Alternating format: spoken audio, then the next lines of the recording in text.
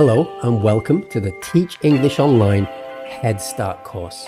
And first of all, let me thank you for deciding to take this course and giving me the opportunity to help you to become an online English language teacher. And I just wanted to say a quick note on that. Even though we're focusing on this course on online teaching, the majority of the things that we're going to talk about here are also applicable to classroom teaching, just with some minor adjustments. So by going through this course, you'll also be in a much better position to teach face-to-face classes also, not just online classes. And I decided to call this the Head Start course because instead of trying to teach you every single thing that you need to know and end up with a 40-hour course, I've tried to give you what you need to get started as an English teacher. The core concepts, the core methods that you need to get up and running, working online and earning as an English language teacher. So I've broken the course down into these sections. So we're going to start in the introduction, the first steps, and we're going to answer these two really important questions. So we're going to answer this question: what is teaching? If we're going to be a teacher, if we're going to work as a teacher, it's really important that we understand what that means. What does it really mean to teach somebody? If you can understand what you're doing in greater detail, it will just make you better at your job. And in the same way, we're going to be working with people, with human beings. So we need to understand what these people, our students, are going through. We need to be able to put ourselves in their shoes and understand the process from their point of view. So therefore, we're going to ask and answer the question, what is learning? What is this process that we call learning? Because if we can understand this better, it will put us in a much better position to be able to plan our lesson with these things in mind. And that gives us a really good foundation then to go on into the rest of the course. And after this, we're going to move into the section here that I've called your toolbox. Because what I'm going to try to do here is give you the most important techniques that I think you need to be able to manage a class. And by that, I mean to control the lesson, to be able to deal with problems as they come up, to be able to introduce things correctly, to really guide your student through the lesson.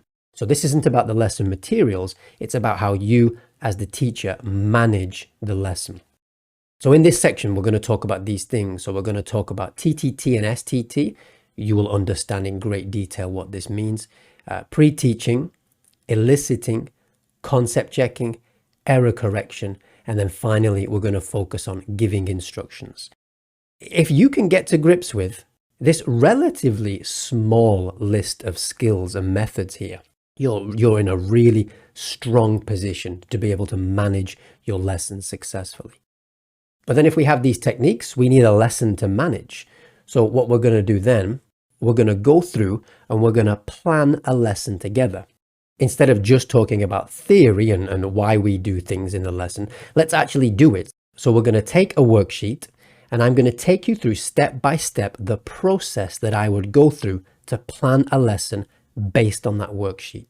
It's not so that you can use this worksheet specifically, but just to show you the steps that you go through to prepare and plan a lesson successfully. And the first thing we're going to talk about here in this section is PPP. Now, you will become very familiar with this as the course goes on. Then we'll move into our warmer, which is an optional part of the lesson, but I think really important. And then we're going to go through a section on checking our material. So before a lesson, you're going to have different material that you will use, maybe video, audio, worksheets. It's really important before the lesson to check through the material so you understand it correctly, and also decide how you're going to use that material to help your student learn in the lesson. If we understand our material really well, we can then plan our lesson based on that material. And then we're going to walk through planning the main stages of our lesson here. So the presentation, practice, and production stages of the lesson. PPP, presentation, practice, production. This is a really effective way to break down your lesson so you're going to help your student to achieve their language learning goal in the lesson. And as we're doing this, we're going to write our ideas down in real detail so you can clearly see not only what we do, but why we do the things that we do in the lesson. And then we're going to take all those ideas and I'm going to help you to condense them down so that we can put them on a lesson plan. We're going to condense everything down into like bullet points.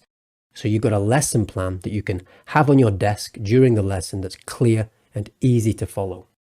And on top of that, we're also going to decide how to use our screen. So we're going to be in a lesson, in an online lesson with a student, you're going to be sharing information with them. So like our screen is kind of like the blackboard or the whiteboard in a classroom.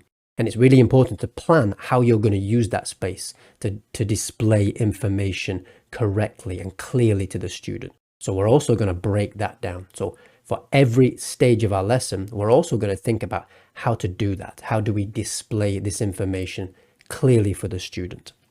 And here we have more to come because this course is new and the core of the course is finished.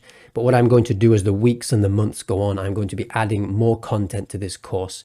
Please tell me what you enjoy about the course, what's useful for you, and also tell me maybe what was confusing, what you think's missing from the course. And I will add more content to the course as time goes on. Feel free to contact me at any time. If you have any questions about anything in the course, I'll be happy to help you and I will always reply to your messages. Now that we have a really clear idea of where we're headed in the course, let's move on and continue and let's start to think about this question. What is teaching?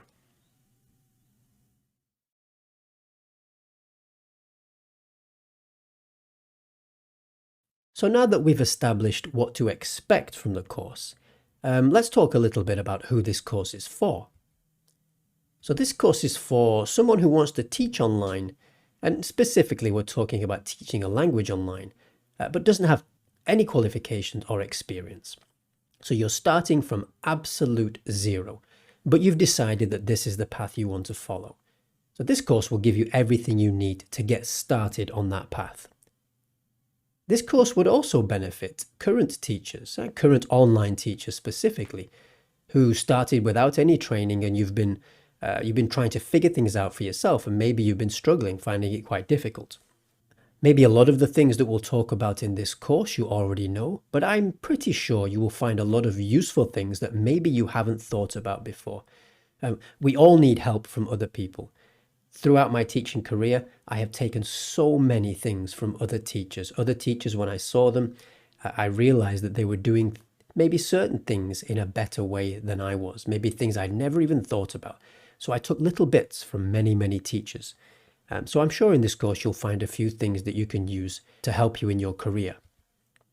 It's also for people wanting a way just out of the traditional work life. I think a lot of people these days are getting tired Monday to Friday, 9 to 5 or 8 to 5, whatever your set hours are, but going to the same place every day, sitting in the same location every day. Teaching online is a fantastic way to break out of that cycle. And also, more and more people these days want to travel and live overseas. And I think traditionally, a lot of people would save up money, go backpacking, and then come home, maybe broke, you spent all your money. But teaching a language is a fantastic way to travel and earn as you travel. To teach online, all you need is an internet connection. If you have a good internet connection, you can teach in a cafe in Bangkok. You can teach from the beach. You can teach from the balcony in your hotel room. So once you've learned the basic skills that will allow you to get started on this path, the world will open up to you. And also this course would be good for anyone who's just interested in the idea of teaching English or teaching any language online. Maybe you're not sure if it's a path you want to follow, or maybe you don't know if you can do it. And by working your way through this course, you'll get a much better understanding if this is a career you want to pursue. And anybody can do this. I guarantee you from experience, there's nothing special or magical about a teacher. If you put in the time, learn the basic techniques, you can be a successful teacher.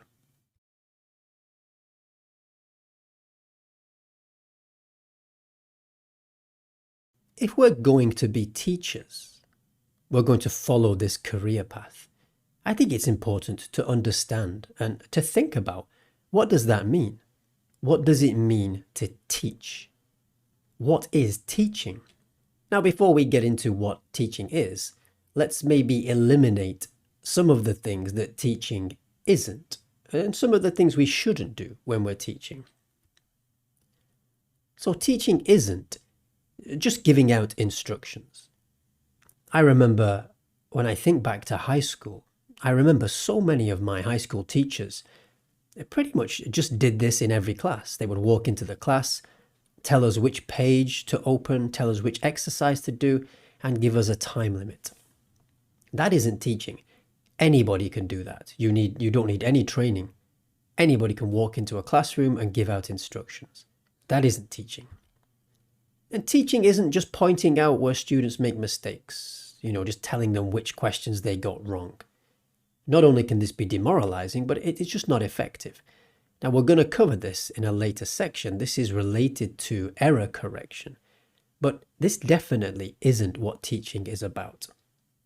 And teaching also isn't just giving students the answers. So they will make many mistakes, they will get many questions wrong, but just giving them the correct answer is completely ineffective and will never help them to learn.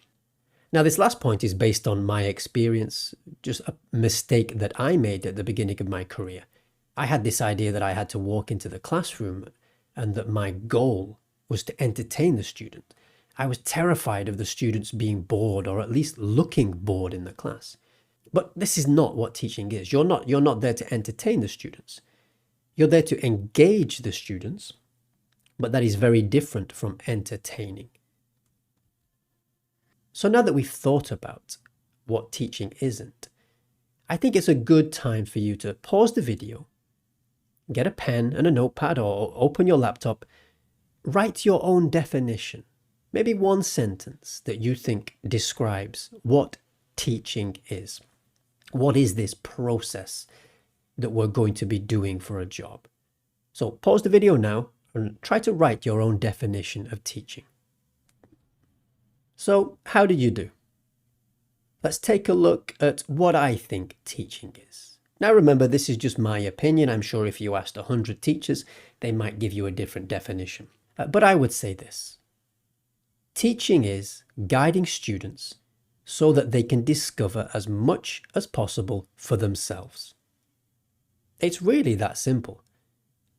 As a teacher, your main job is a guide. You're guiding the students through the lesson. It's not your job to point them exactly in the direction they need to go, but you're just there to just keep them on track. If they get off track, you help them to get back on track. You're not there to tell them exactly where to go, because as we'll talk about in a later video, if they can discover things for themselves, they're far more likely to retain that information.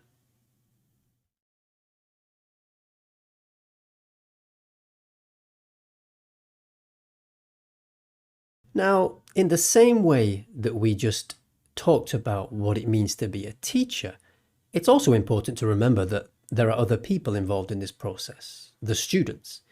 And for the students, it isn't about teaching. For the students, it's about learning. So it's also important to understand, at least think about, what it means to learn. What is that process that we call learning? And I thought the best way to talk about this was give you two examples. So we could see here in picture A, somebody's using what looks like Google Maps. So I assume this person is in a location where they don't know exactly where to go, so they're using Google Maps to find their way. And in picture B, we have a similar situation. Somebody's trying to find the way to a particular location, but they're using a traditional map, a paper map. And before we go any further, if we're thinking about learning, and we're specifically thinking about the long-term effects, the long-term benefits, which of these two methods of finding your way do you think will be the most effective if you're going to take the same route today, tomorrow, the day after, the day after? Which of these two people is more likely to be able to remember that route more quickly? Now we'll come back to this a little bit later. So if we think about the process that each of these people is going to go through. So the person in picture A, the person who's using Google Maps, they don't have to figure anything out. All they have to do is type their destination in the search bar, and the application does everything for them. They can even orient themselves by just turning around. Their phone will tell them exactly which way they are facing, if they're going in the right direction or not. So they're given all the information. There is absolutely nothing that they need to get, nothing they need to find out or discover. And maybe because of this, because you're just given all the information and there's nothing that you need to find out, you're probably not going to be very engaged in the task. I could very easily use Google Maps while having a conversation with somebody, or drinking a coffee, or walking down the street. It doesn't really take a lot of your attention. And I guess because of all these things together, if you're using Google Maps, and specifically the person in this picture, in picture A, they're not going to encounter any challenges.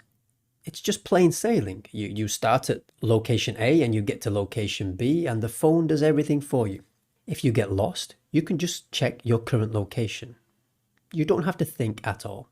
And because of this, because everything's done for you, you're not pushing yourself.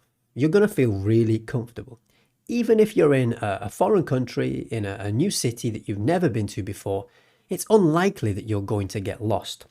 Wherever you end up, you're going to be able to use Google Maps or a similar application. Maybe you have an iPhone, you could use Apple Maps, and you're never going to get lost. You're always going to feel comfortable that you can find your way either to your destination or maybe back to your hotel.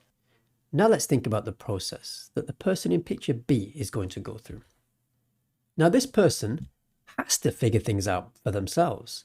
This is a piece of paper. This is a paper map. It cannot do anything. It's just a 2D representation of a location. There's no search bar, there's no GPS. You have to figure out how to use the map. You even have to figure out where you are on the map before you can even think about getting to your destination. And because of this, you have to be aware and you have to be observant. You have to observe your surroundings, pay attention to where you are so you can locate yourself on the map.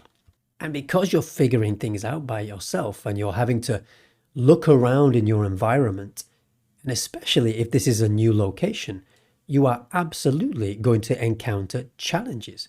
Maybe you can't even figure out where you are on the map at the beginning. And even though this might be difficult, it's going to make you engaged in the task.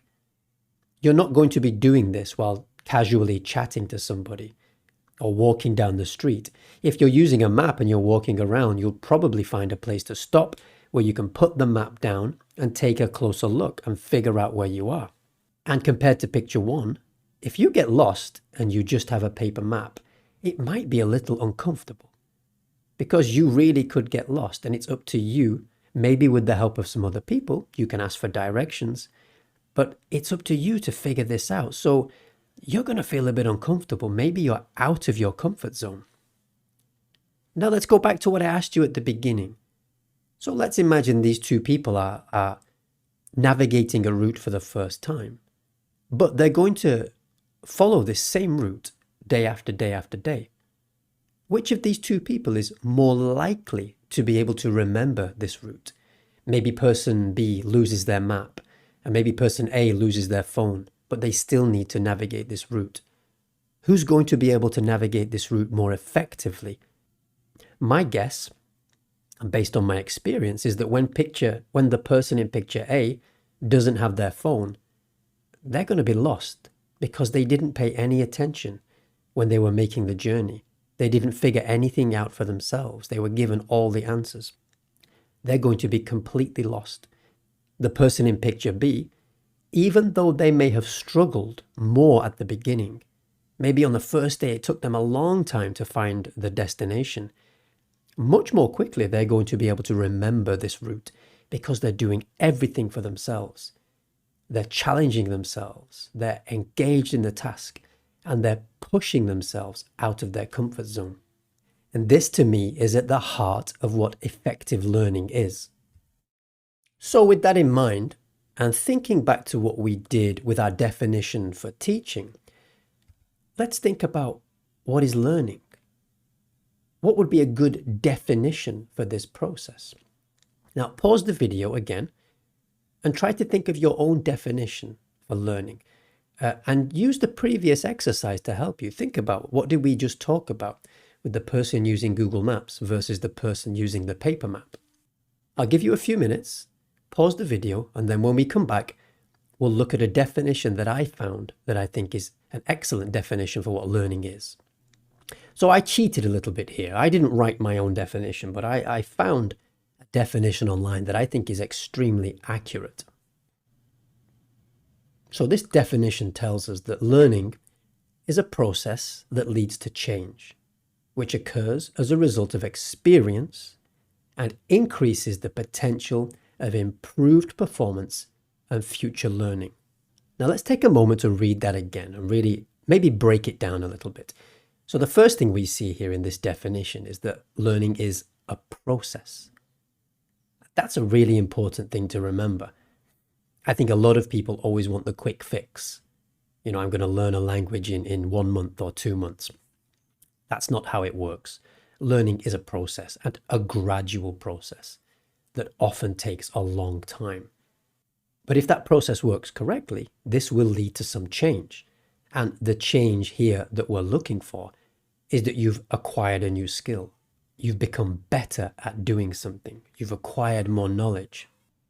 And the only way that we can use this process to get the desired change, the result, is through experience. Like we talked about in the previous exercise, the person with the map, pushing themselves out of their comfort zone.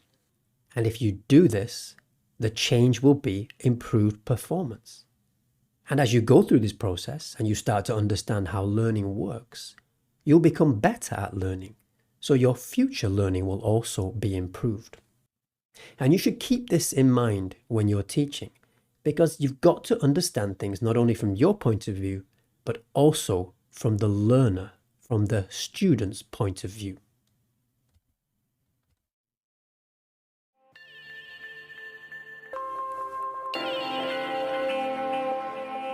Okay, welcome to the next part of the course. So you may have noticed that this section is called Your Toolbox. And what we're going to do here, just like in other professions, like a mechanic has a toolbox, an artist, a painter has a toolbox, a set of things, a set of skills that you need to be successful in your job, a language teacher also needs a toolbox. So we're going to go through this section and we're going to build up your toolbox. So let's have a look at what's going to be inside your language teaching toolbox. First, we're going to talk about TTT and STT. Now, don't worry if you don't know what these are right now, because we're going to go into much more detail about what they are in the coming videos. And then we're going to talk about pre-teaching. After pre-teaching, the third thing we're going to talk about is eliciting. After eliciting, we're going to go into concept checking. After concept checking, we'll take a look at error correction. And then finally in this section, we'll look at giving instructions. So even though earlier in the course I said that teaching isn't about giving instructions, it's inevitable that at some point we will have to give instructions. And there's a right way to do this, and there's a wrong way to do this. Now just take a look at this list. It's really not that big. We have 6 things here. Now these are the core techniques that you need to keep in mind in order to be an effective language teacher and to deliver your lessons correctly. Now, just because this is a short list, it doesn't mean these are easy. These are actually quite difficult to get right and also to put them all together in the lesson. But with time, you will be able to do this. Let's move on to the next video, where we're going to look at TTT and STT.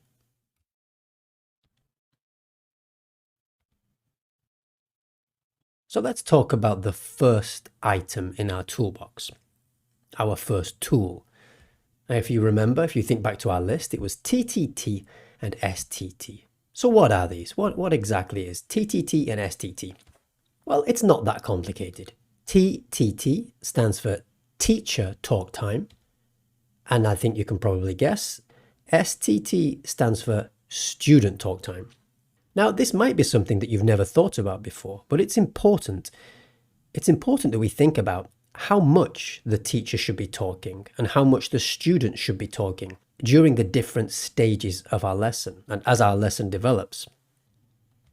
And as we go into the first part of the lesson, which will be the presentation part of the lesson, And don't worry if you don't know this yet, but we're going to cover it in detail in later videos.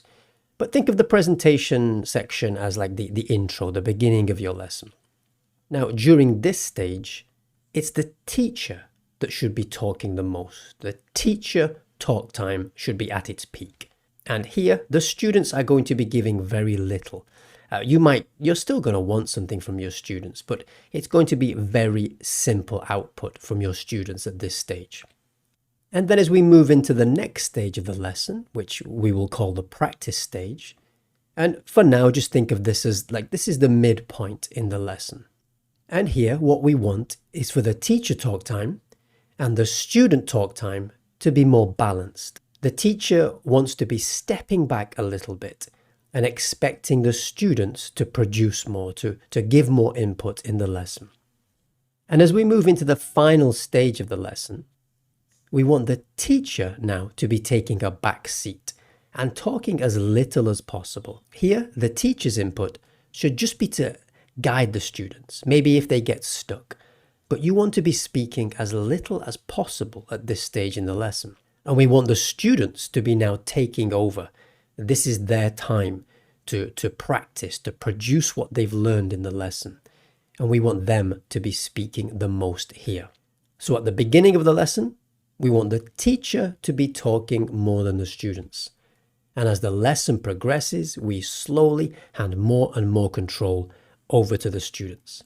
So by the end of the lesson, in the production stage, the students should have taken control and be speaking the most. And it's important to get this right because we have to remember that the teacher doesn't need to practice their native language. The students are the ones who need to talk. They're the ones who need to practice. And if you can keep this in mind, when to have more teacher talk time and when to have more student talk time, you will create an effective learning environment.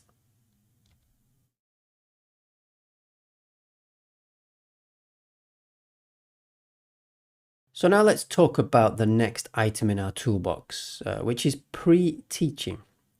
And to do this, I'm going to use some real-world material, so things that I would actually use in a lesson. So here on the left of the screen here, we have this video, and on the right of the screen, we have this worksheet. Now, I would have sent these materials to my student about 10 minutes before the lesson begins.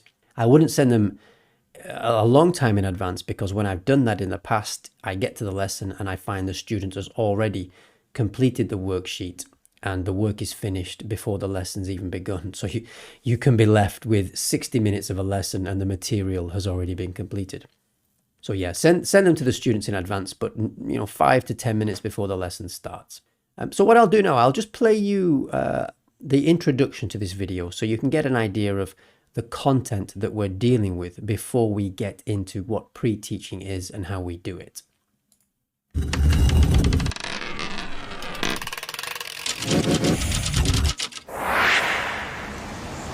Hello, and welcome to Live from London, brought to you by One Stop English.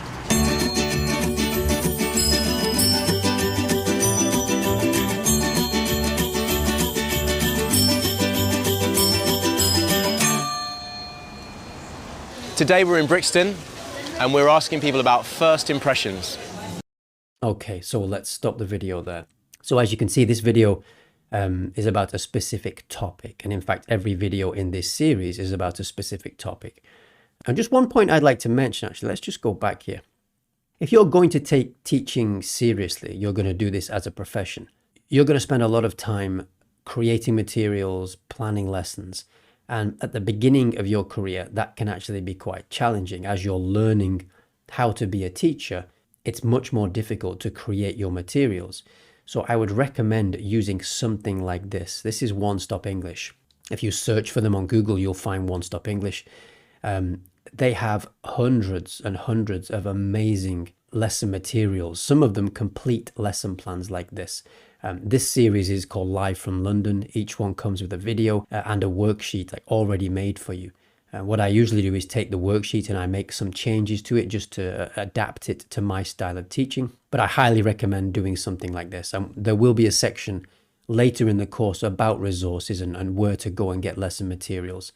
Some places you can find free resources, but others are paid. So One Stop English is actually a paid site. You need to pay to get access to their materials, but it's extremely worthwhile. Their materials are really professional and I highly recommend them. Saved me hundreds of hours in lesson preparation time. So getting back to what we were talking about, in this video there's a topic, the topic is introduced, and then the student is going to watch a group of people being interviewed and they're talking about a specific topic.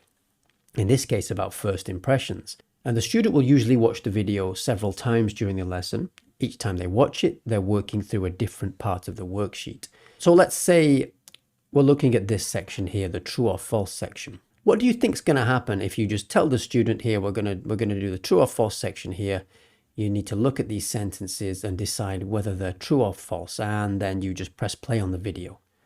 Now, maybe to make it easier for you to think about it, imagine whatever your native language is. Let's just say, for the sake of simplicity, that your native language is English and you're in the middle of a Japanese lesson.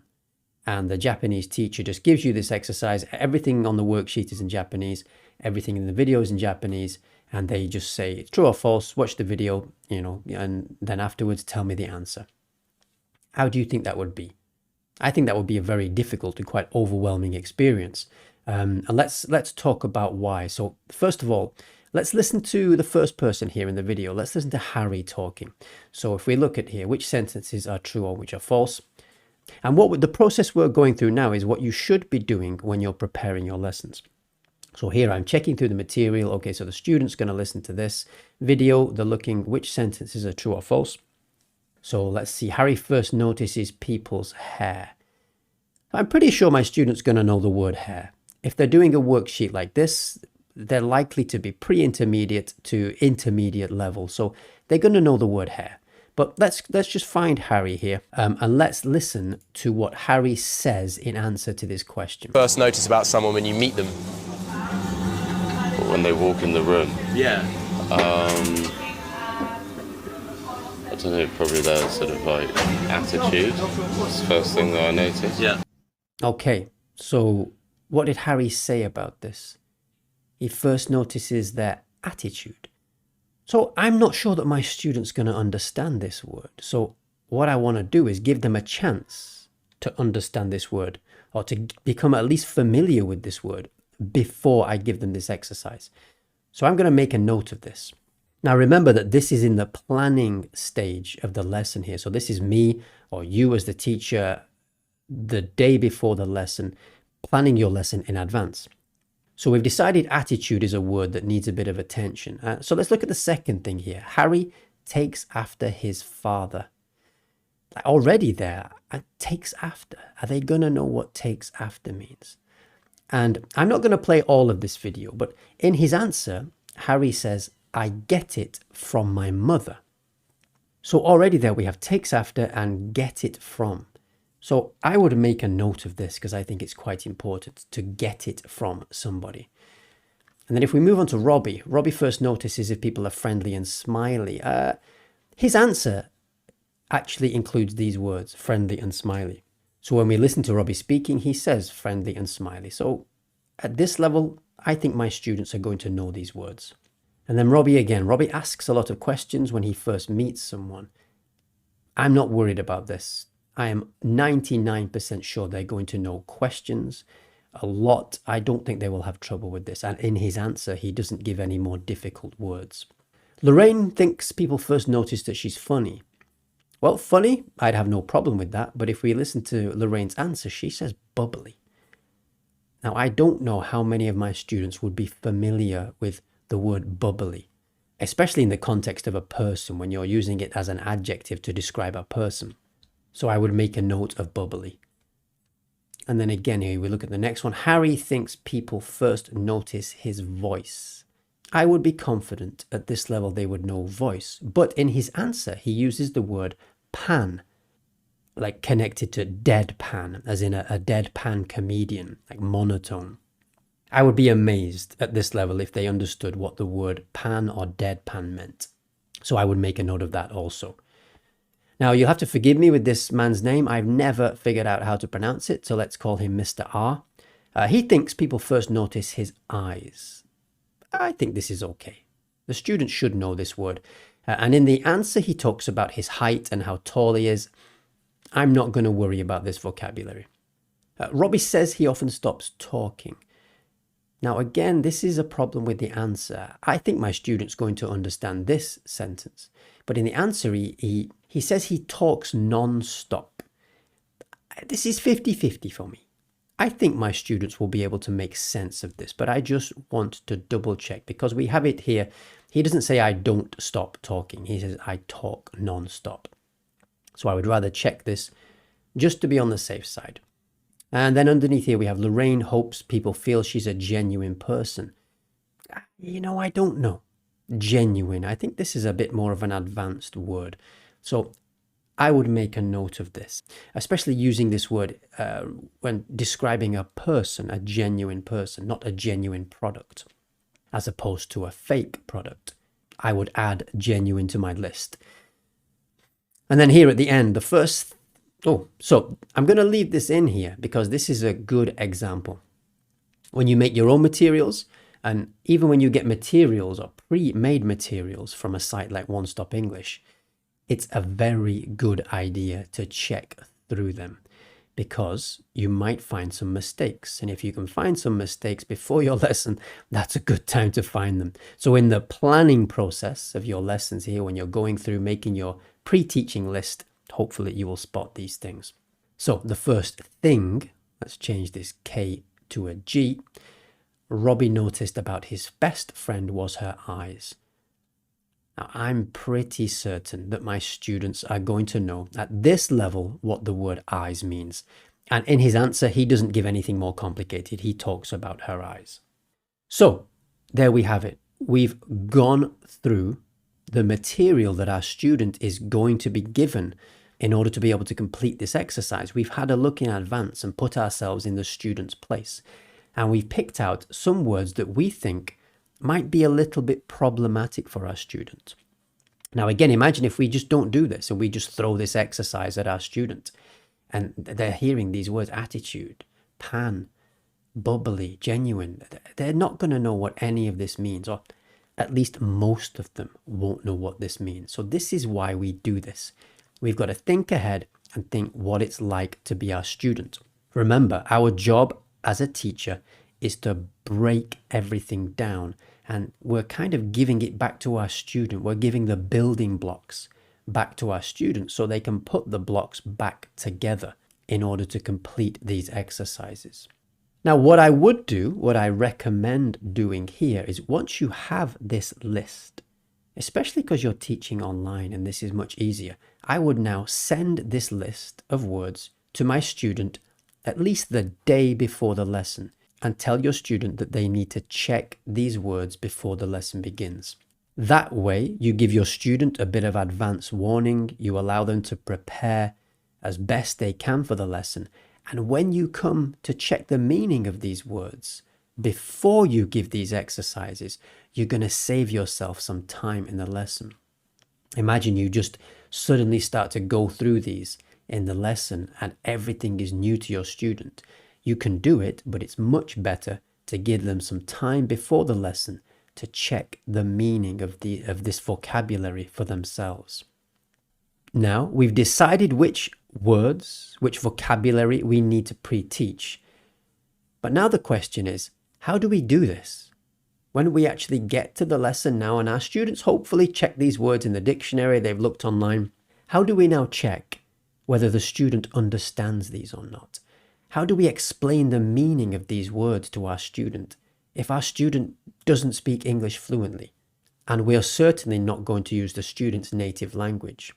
Well, to do that, we need to use the next item in our toolbox, which is eliciting.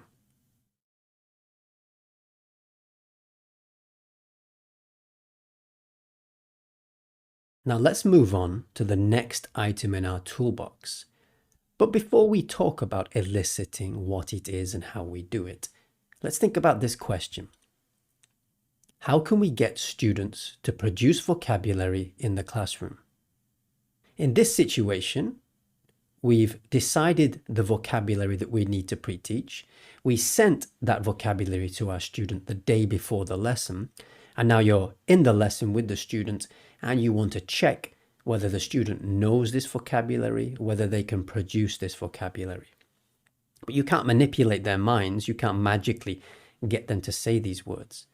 And even if they do say these words, they could have just memorized the sound of the words. You could give me a list of 10 Hindi words. I don't speak any Hindi, but I could memorize the sounds and I could repeat the sounds, but that doesn't tell you whether I understand the words or not. Well, let's go through two different situations. First, let's think about a classroom lesson where the teacher, as in this picture here, is in the same space, in the same room as the students. And this teacher has given his students this target vocabulary. We have run, walk, climb, jump, crawl. I've simplified the vocabulary here just while we're going through the process of understanding what eliciting is. But now in the lesson, before the teacher gives his students an exercise to work on, he wants to make sure that his students understand these words, that they prepared for the lesson. Take a minute to think about this. If you were this teacher now, and you want to go through these words and see if your students understood these words, not just if they've memorized how to say these words, what would you do? How could you do that? Pause the video and just take a minute or so to think about what you as the teacher could do to get this vocabulary from your students. So how did you do? What ideas did you think of? For me, in this situation, and especially with this more simple vocabulary, these are all verbs, so these are all things we can do with our body. I would use body language. I would use my body. I would physically represent these words to the students. And don't forget that these students have been given this vocabulary before the lesson started. I would just run on the spot, or I would run around the classroom. Now, you have to build up your confidence doing these things. The first time you do it, you might feel foolish and maybe the students don't know what you're doing. But eventually one of them will put their hand up or they will say run. They will understand. At the beginning, it might take a bit of time. Then you walk and hopefully one of them will say walk. You can pretend you're climbing up the wall and they will say climb. So in this way, you can get the vocabulary from your students. In an emergency situation here, where if it becomes apparent that the students simply haven't prepared for the lesson, what you can do is use the same technique to teach these words. You can write the word run on the board and then mime running, pretend you're running. Point the word out to the students, connect it to the action. Do the same with walk, do the same with climb. Get them to repeat the words while you're doing the action. And then once you've gone through them, randomly go through these. Jump on the spot and get them to say jump. Walk and get them to say walk. So in this situation, it's fairly simple for the teacher to elicit this vocabulary from the students. You're not asking them to repeat after you. You're doing something that is encouraging the students to produce this vocabulary. And this is eliciting. Let's change this now. With the same target vocabulary, run, walk, climb, jump, and crawl. But now we're in an online lesson. So you're no longer in the same space as the student. So this is your student here sitting at the desk.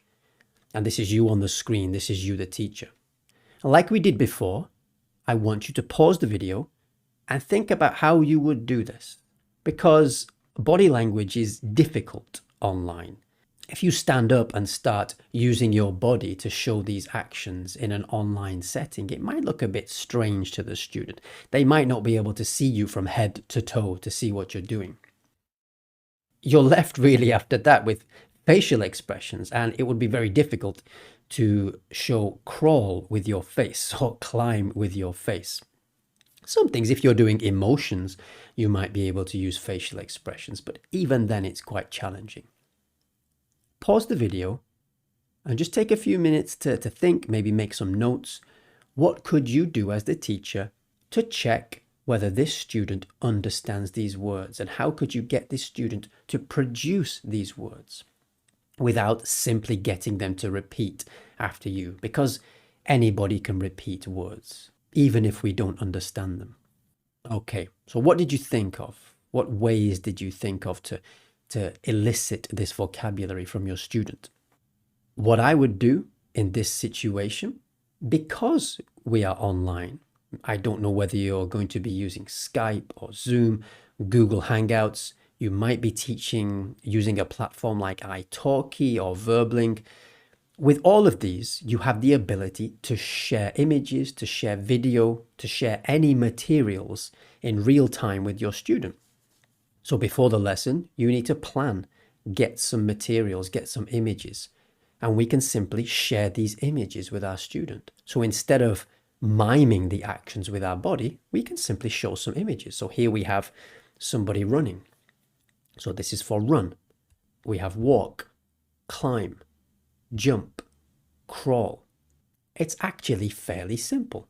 It's still a very clear visual representation.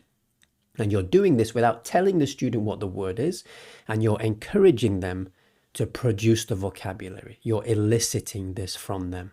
And to make it more interesting, again, because we're online, you can even use short video clips. I'm never sure whether it's GIF or GIF, but you can go online places like Giphy, or in that case, it might be Jiffy. You can get lots of clips to help you to make it a bit more interesting for your student.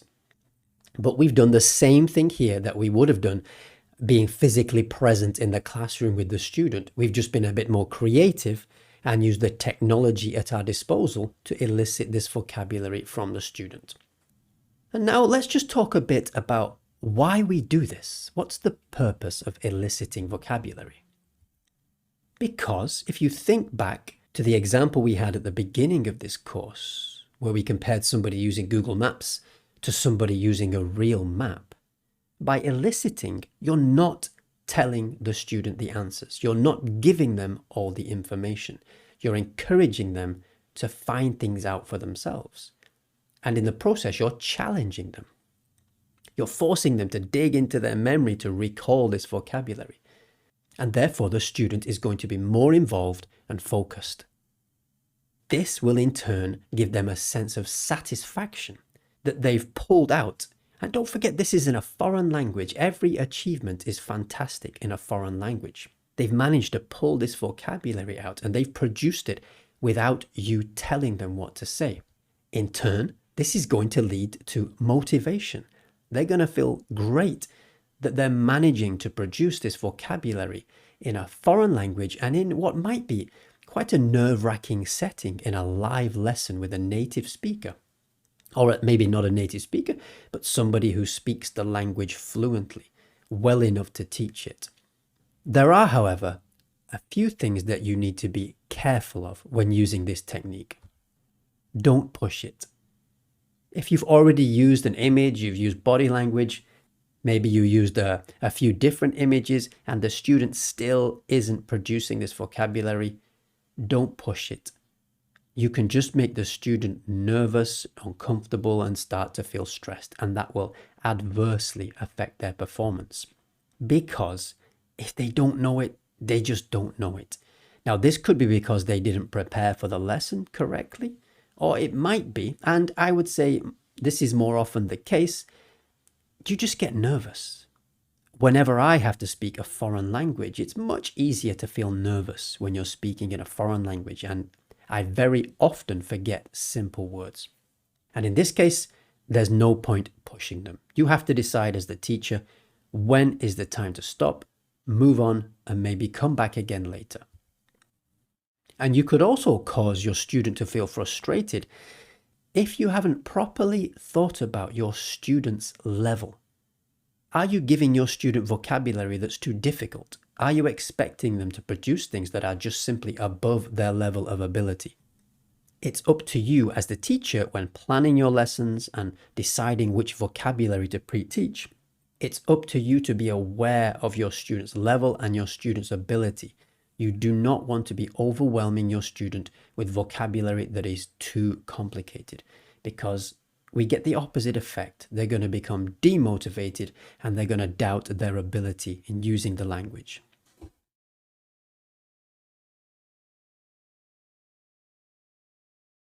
In the previous video, we talked about eliciting and how we can use it to help pre-teach key vocabulary, target vocabulary to our students. But we don't just use eliciting at that stage of the lesson. Eliciting is something you can and should use throughout your lessons. And in this video, I want to think about other ways that we can use eliciting during the lesson. Now let's imagine this situation. You're in the lesson and your student is speaking and they get stuck on a word. What do you do? Now at this stage, you might know what your student is going to say. You're pretty sure you know the word that they're trying to think of. Well, don't just tell them the word. We know that. We should never just give the student the answer. But why? Think back to our previous videos. Why shouldn't we just help the student out here to avoid maybe an uncomfortable situation where the student is struggling? Why shouldn't we just tell them the answer? Because wherever possible, we should encourage the student to find things out for themselves. This keeps them engaged in the task and they are far more likely to remember the vocabulary if they figure it out for themselves. How do we do this though? How are you going to get your student to complete their sentence? You know what they're going to say. Or most of the time, you know what they're going to say. How can we encourage them, push them towards this word that they're struggling to recollect? Well, we can use eliciting. We can try to elicit the word from our student. Now let's look at how we can do this. I'm going to give you a couple of examples, and I've simplified things here just for the sake of explanation. You have to remember everything I'm talking about in this course. I have tried to simplify as much as possible to make it easier for you to understand. Not everything that you will come across in your teaching career will be exactly like this. Some things may be much more complicated. Some things may be much easier. But for the sake of making it easier to understand, I've used simple examples. Now look at this picture here. I think probably straight away you know the word that we're going to be talking about. You've given your student a task to use a specific structure. You want them to use this sentence, and you've given them a picture here. You're pretty sure that they know the vocabulary for this picture. We're looking for the word spaghetti. It's something you taught them previously in the lesson, or maybe a previous lesson, and you want them to use it in this sentence. So last night I went to an Italian restaurant and I ate, and they go blank. You've given them the picture. They should know this because you've discussed it before, but they go blank. What can we do? Just think for a few seconds. What can we do now without just telling them spaghetti? How can we get the student to say spaghetti even though they're struggling to recollect the word? We can use eliciting to prompt the student. One of the ways that I often use in my classes is to just give them a little piece of the word. So I will just say this. I'll give them time to think. If they still can't recollect it, I'll say spa. I'm not giving them the answer. I'm just trying to make that connection in their brain, in their memory. If they still can't get it, I'll just add a little bit more. Spag. And I might try it one more time. Add a little bit more spaghetti. And hopefully by this point, they've got it. But if you look at what I'm doing here, I'm just pushing them towards the word. I'm not telling them the word. I'm not directing them exactly. I'm just trying to guide them to the right vocabulary, which in this case is spaghetti. And if they remember the word using this technique, as opposed to me just giving them the answer, it's going to be reinforced in their memory. Every time they recall this word, it will be reinforced. But as we talked about before, we have to be careful with this. Don't push this too far. You don't want to just keep pushing your students spaghetti, because it could become very uncomfortable. And as often happens in the language classroom, your students might be nervous, they might be tired. It doesn't matter how many times you say it. If they've forgotten the word or if they've gone blank, you have to decide as the teacher when is the right point to stop. If you really don't think they're going to get it, as a last resort, you can give them the word. But then what I would do is come back to this later and give them another chance to try to remember this word. And we can use another method online. A second way that we can do this, we have the same sentence, the same structure, and the same picture, and our student has gone blank again. And as we discussed before, we don't want to just give them the answer. Can you think of another way that we could encourage, prompt the student to say this word? How else can we elicit this from the student? Well, another way that I often do this when teaching online, I just type the word to the student, but with some letters missing.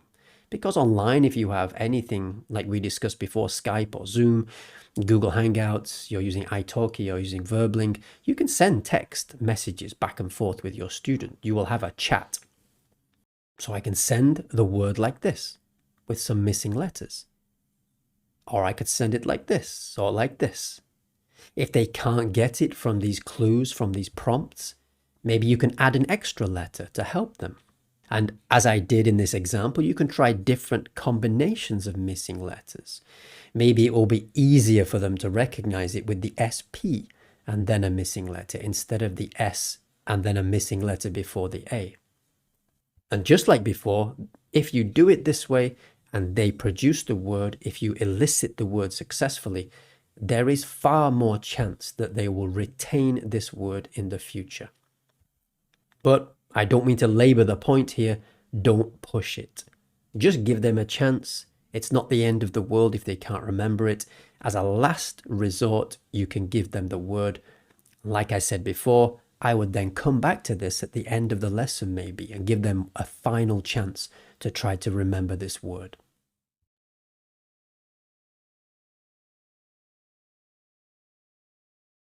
Now let's talk about the next item in our toolbox. But before we get into concept checking and what it is, how we do it, why we do it, I want you to imagine a moment in your class where you've just been giving some instructions to your student. Or maybe you've been pre-teaching or explaining some vocabulary to your student. And you want to check if your student has understood what you have said. Think about this question. Should you use this question to find out if your student has understood what you have said? If they understand the vocabulary or if they understand the instructions?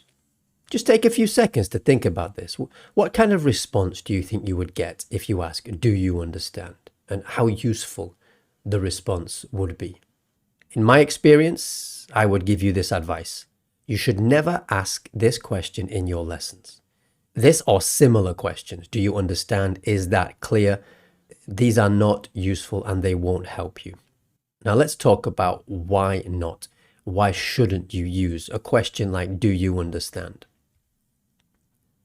So here's our student, and I'm going to keep reminding you about this, but in order to be a good teacher, and I guess not just a language teacher, a teacher of any subject, it's important for us to be able to put ourselves in the student's position.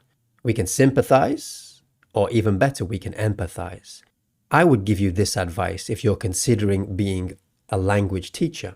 If you have never experienced learning a language, if you have never sat in a language classroom, if you have never tried to speak a foreign language, do it.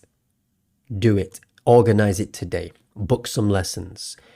Learn a language, because you need to put yourself in that position. Because in the future, if you have been in that situation and you know what it feels like, it's going to make you a better teacher. And you will understand after doing that students are under pressure in the lesson. It's a difficult situation. You're dealing with a language that you do not understand. It takes away a lot of your ability to explain yourself, to be understood. Everything that you say to your student in the class, everything that's on the worksheet is in a foreign language, a language that they do not understand, or at least do not understand to the level that a native speaker or a fluent speaker understands it. And therefore, every word that they hear, every word that they see, every instruction that you give them, they have to struggle to understand this. It's not automatic in the way that your native language is. And then we throw this question at them. Do you understand? And they're already juggling so many different pieces around in their brain, trying to make sense of everything that you've said. Why might they say yes, even if they haven't understood? Now, not every student will say this. Some students are extremely diligent and will tell you no if they don't understand. But not everybody. Saying yes is just the easy option. It's a way out. If the student's feeling really under pressure, if they're feeling really uncomfortable, maybe they're feeling embarrassed. Some students don't like to admit that they don't understand. Maybe it's a pride thing. So they're going to say yes. It just takes the pressure off them. Oh, yeah, I understand. But this doesn't help us at all. It doesn't help you and it doesn't help the student. If the instruction that you have given is vital for your lesson, if the vocabulary that you've been explaining is vital for your lesson, then as you move forward in the lesson, this lack of understanding is going to affect the lesson. It's going to be detrimental. And this is where concept checking comes in. So let's go through this and talk about how we can use concept checking to avoid this situation, to better understand whether our student has understood what you have been telling them. Here we are back in our classroom situation. This is you again. This is your student sitting at the desk. And as you can see here, we've been pre-teaching some very simple vocabulary. And as I mentioned before, my main goal here is to get you to understand these concepts. So I have simplified the examples as much as possible.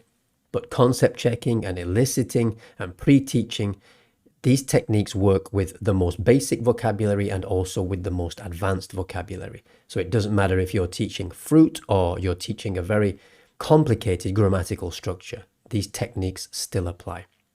So we've been pre-teaching banana, apple, coconut, melon, and peach. And you have noticed that as you've been going through these words, just a few times your student seems to have said peach when you pointed out the picture of the melon, and when you pointed out the picture of the peach, they said melon. Not every time, but it happened a few times, and you're worried that they haven't really understood that this picture represents melon and this picture represents peach. And let's go back to this here. So think about, again, why shouldn't we just say, point this out to them, say, no, this is melon, and I'll use my cursor here. We say, okay, so no, this is melon and this is peach. Okay, do you understand? Is that clear? And the student says, yes. It's no good. We have no idea if they've really understood it. They may just be tired of going through this. They may be confused. And just say yes to get you to move on and give them some space to think, to breathe. So what can we do to find out if they have really understood these words, the association between these images and the words you have given them? One technique that I use regularly in my lessons, and again, I'll remind you, this is for simple things and also more complex things, is to deliberately mislead the student. Deliberately give the student the wrong word, the wrong answer. Because if you think about what would happen there, if you as whatever your native language is, I'm assuming most people taking this course are native English speakers. If somebody points at a picture of a police officer and says firefighter, straight away your brain's going to say, hang on, no, that's not a firefighter, that's a police officer. In the same way here, if your student has really understood these things, if we point at this picture of the melon and we say peach, and we point at the picture of the peach and we say melon, if your student has really understood this, their brain's going to tell them something is wrong, and they're going to say, no, this is a peach. When you point at this, they'll say melon. We can do it like this with our student. So here we are in the lesson again, and we're using screen sharing to show these images to our student. And we're going through and we've been using our cursor to highlight each of these words. And we've just been drilling our student, just going through them, getting the student to repeat the words. Maybe at first we said them, so we went through banana, apple, melon, orange, peach. And then we just pointed them out to our student. So what's this? And the student says banana. What's this? Apple. And here they say peach. And you just make a note of it. Okay. What's this? Orange. And then you point to this one. They say melon. And this happened a few times. So you decide to use this technique. So you take over and you say, okay, let's go through these again. Banana, apple, peach, orange, melon. If you go through like this and there's no reaction from the student, this gives you an idea that maybe they haven't really made the connection between these words and these images. But also at this stage, they may still be trying to figure it out. They may have realized that something is wrong, but they just need a little bit of time. So here we can use tone of voice to really stress to them that something isn't right. And these things may seem a bit silly at first when you start teaching, but you have to get used to this. You have to get used to using your facial expression and your tone of voice. I felt a bit silly when I started teaching doing this, but we can do it something like this. And again, you have to you have to get this right. So if you're teaching business English to somebody, you would have to adapt this style. Depends on the student and the environment, depends on the vocabulary, how you do this. But let's give this example. So banana, apple, peach, peach. You're just trying to indicate to your student that something is not right. You have to be willing to exaggerate your expression a little bit. Peach, melon, melon. And at this stage, you want your student to be picking up. If they have made the connection, more often than not, and as the student gets used to your teaching style, they'll say, no, peach, melon, they'll get it right. If they don't, we can correct ourselves. We can say, okay, banana, apple, peach, melon. No, peach, melon, banana, apple, melon, orange, peach. And then hand control back to the student and go through again and see if they've picked up. But as we talked about before, don't push this too far. If you've already been through this a few times and your student is still making this mistake, we can decide at this point whether we need to come back to this later and not waste any more time at this point. The longer you spend on this, the more it eats into your lesson time. And you may end up rushing through later parts of the lesson, which can have a real detrimental effect. If this is a really serious thing, so maybe we're not talking about fruit here, maybe this is a grammatical structure, and your student is really struggling with this, we can make a note of it and possibly devote an entire lesson to this next time if this is something more serious. As a teacher, you always need to use your judgment in these cases. How far to push something? Is it really important? Or can we just come back to this in a few minutes and take the pressure off our students?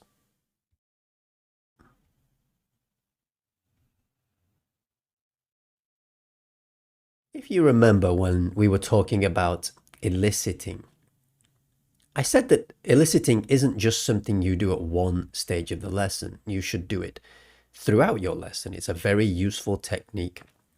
It's a very useful technique that you can and should use throughout your lesson. And it's also applicable to simple topics, to simple vocabulary, and to more complex vocabulary. And it's no different with concept checking. It's a simple technique, but it can be used for basic things, basic grammar, basic vocabulary, but it can also be used for advanced vocabulary, advanced grammar. So I thought it important to give you an example of just using this, just to show you that it can be applied to a more advanced situation, something a bit more complicated than pictures of fruit. And in this situation, we're going to imagine that we've been teaching countable and uncountable nouns to our student. That's the topic of the lesson. And as you've been going through this, you noticed on a few occasions, you've heard your students say informations instead of information, because information is an uncountable noun. It's never plural.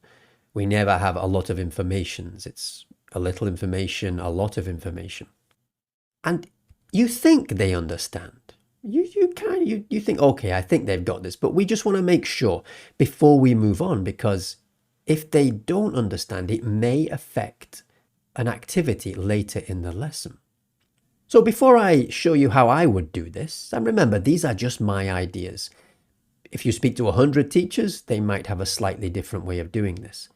But just pause the video and think for a few seconds. How could you do this? So we don't have pictures now. We don't have images that we can point at with our cursor. These are sentences that we're dealing with now. And this student is a more advanced student. Their English is at a higher level. So what would you do to see if they understand that informations isn't correct? Well, I'd do it this way. I'd use the same technique, the misdirection technique, giving them the incorrect information and seeing if they can pick up on it. But what I would do here is I'd send them one sentence. Now this is just, you're teaching online, so it's very easy to send your students sentences. So I would send them one sentence that's incorrect. Then I would send them a correct sentence, a grammatically correct sentence. And then maybe another incorrect sentence. It doesn't have to be in this order. The first sentence can be the correct sentence, and then the next two can be incorrect. But what I want to do here is get the student to read these sentences and see if they can pick up on the fact that only one of these is correct. So again, remembering that this is a more advanced student, you can give more detailed instructions.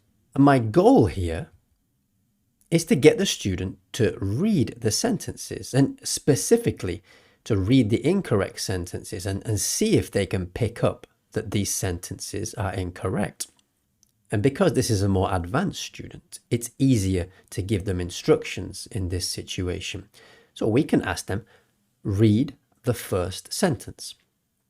Now we're going to cover this a little bit later, but remember, we should always keep our instructions simple. So don't say, okay, well, I'm going to ask you to read the sentences now. Could you read the 3 sentences and tell me which ones are right or wrong? That wouldn't be right. Simple instruction. Read the first sentence. And you want your student to read. So they will read, there are a lot of informations in the book. Okay, read the second sentence. And the student reads, there is a lot of information in the book. And read the third sentence. There is a lot of informations in the book. If they just read them and there's no reaction, you know that maybe they still haven't understood this. It could also be that they're not quite sure what you want them to do. So now we've read through once, I would ask them to read again. But this time we're going to help them in the same way that we did previously. We're going to use our tone of voice here to indicate that maybe a sentence isn't correct. Read the first sentence again. And they read, there are a lot of informations in the book. And here we will step in and say, informations? Is that okay? There are a lot of informations? Is that okay? And give your student a chance to think about this. And hopefully they will pick up and they will say, oh, no, it's not okay. And say, read the second sentence and let them read again. There is a lot of information in the book. And because this is the correct sentence, we can use a positive tone of voice. Like, yeah, there is a lot of information in the book.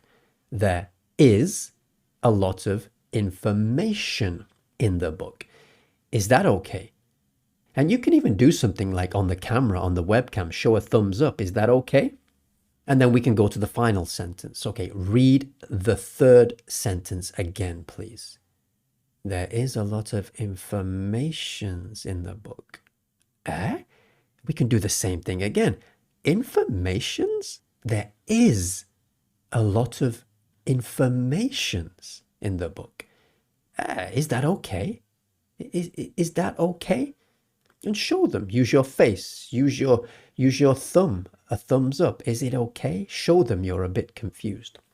As you get used to teaching, as the student gets used to your teaching style, they will understand what you're doing at this stage. And most of the time, your student will pick up on what you are doing, and they will be able to eliminate the incorrect examples.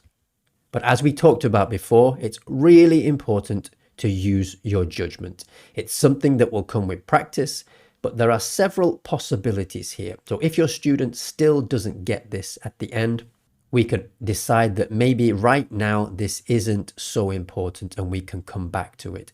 We don't want to eat into our lesson time and have to rush through the rest of the lesson. It could be a case that we've made a mistake. Sometimes in a lesson, I realized that early in the lesson, I didn't do something that I should have done. So you can reflect after the lesson. Could I have done something differently? Was my explanation too complicated? And you can simplify things.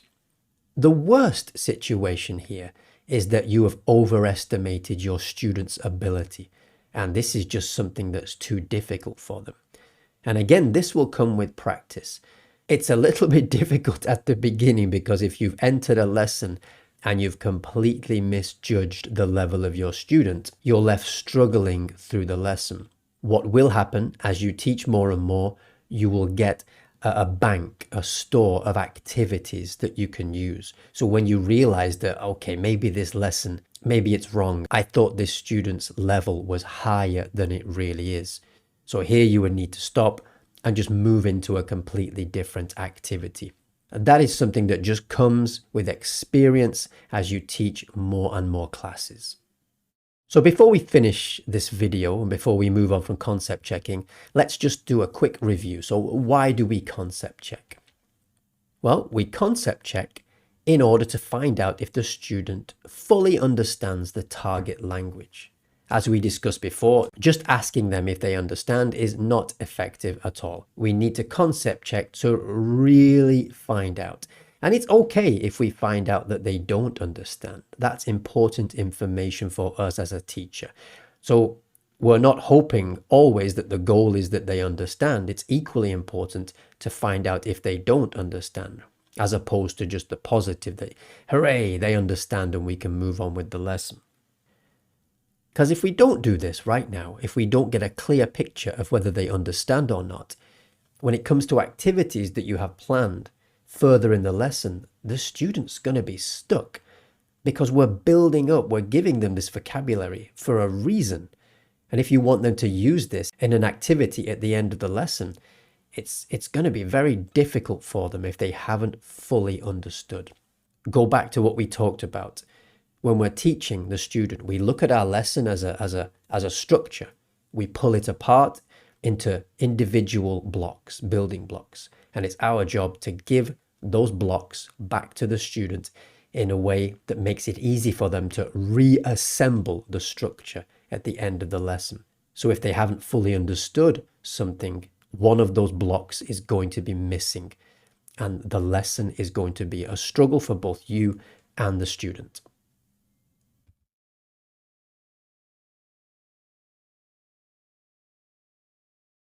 Before we talk in a bit more detail about the next item in our toolbox, which is error correction, it's important to understand one thing, that mistakes, they're part of the process. They're part of any process where we are trying to get better at something, not just learning a language, learning the piano, learning jiu-jitsu. Anything where you're trying to improve has to involve mistakes. It's unavoidable. We need to embrace mistakes, embrace errors, instead of thinking about them as something negative.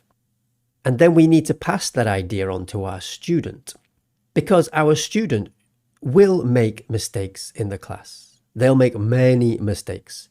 And I would actually say that if your student isn't making mistakes, something's wrong with the lesson.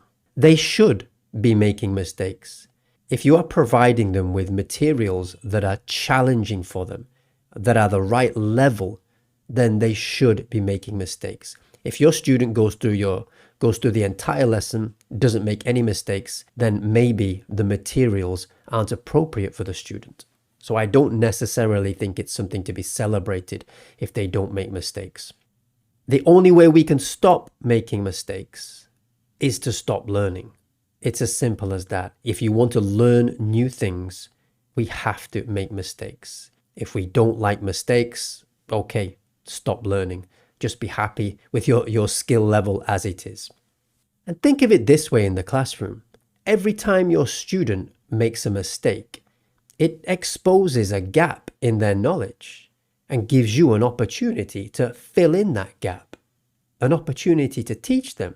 And therefore, it's an opportunity for them to learn something new, which is the goal, the point of what we are doing.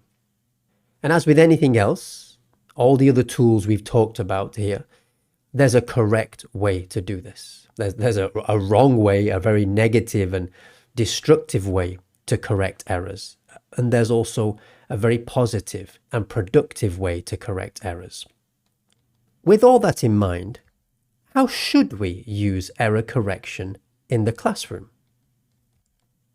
Because we don't want our student to look and feel like this. This guy here on the right, he looks demoralized, fed up, like he's had enough of the class. So let's talk about what we shouldn't do first. So how not to correct. Don't just say no, wrong, incorrect, that's not right. We want to avoid this wherever possible. If we say no or wrong, well, first of all, there's no information there for your student. They have no idea what they did wrong. There's nothing to help them to correct themselves, which is the ultimate goal. We want our students to correct their own mistakes. These are also very negative words, and we want to create a positive atmosphere in our classroom. We talked about this before. Avoid giving the student the answer immediately. Sometimes you might do this by mistake. The student gives the wrong answer and you immediately give the right answer. Just take a second to think about why that's damaging for the student's learning. Why is this not a good thing to do? Because we want to be encouraging the student to figure things out for themselves. So in giving them the answer, we take that opportunity away from them. This next one here, this connects to what I think is the most important quality that any teacher should have. Not just an English language teacher, not just a language teacher, a taekwondo teacher, a chemistry teacher, a driving instructor. You must be patient. Without patience, you cannot be a successful teacher. We must never show frustration in the class. No, I didn't say that you should never feel frustrated. There are many times in the classroom where I feel frustrated, but I never show this. I keep it to myself. If I show that I'm frustrated when my student makes mistakes, this is going to put my student under pressure. And if I put my student under pressure, they're likely to make even more mistakes. And if I'm already frustrated, this is going to create a very negative cycle in the class. So now let's talk about how to do this correctly. How can we correct mistakes effectively in the classroom? Now, what you're going to start to notice here as I go through this, and what you're hopefully going to notice, is that we don't use our tools in isolation. We don't just use concept checking by itself. We don't just use eliciting by itself. We use our tools together. So in order to correct errors, we need to elicit. We need to concept check. So one of the first techniques I will use as part of the process of correcting an error is just to write down the mistakes, write down the errors as they happen. Don't tell your student, do it discreetly, but let them keep speaking. But if you hear a mistake, just write it down. As we did before, then we can send this sentence, send this error to our student. Maybe they said, yesterday I go to the cinema, and you know this should be yesterday I went to the cinema. You're pretty certain your students would know this. We can ask them to read it. Maybe they'll pick up on the mistake straight away. If they don't, we can read it and do what we talked about before when we talked about eliciting, concept checking, use our tone of voice, facial expressions to hint at the mistake. Yesterday I go to the cinema. We're trying to get this information from them. Just give them a clue that something's wrong. We did this before also. Send the student the correct sentence, but with some letters missing this time. So instead of sending the incorrect sentence, maybe they still haven't picked it up. So we say, okay, what about this sentence? Can you complete this sentence? And give them a chance to fill in the missing letters.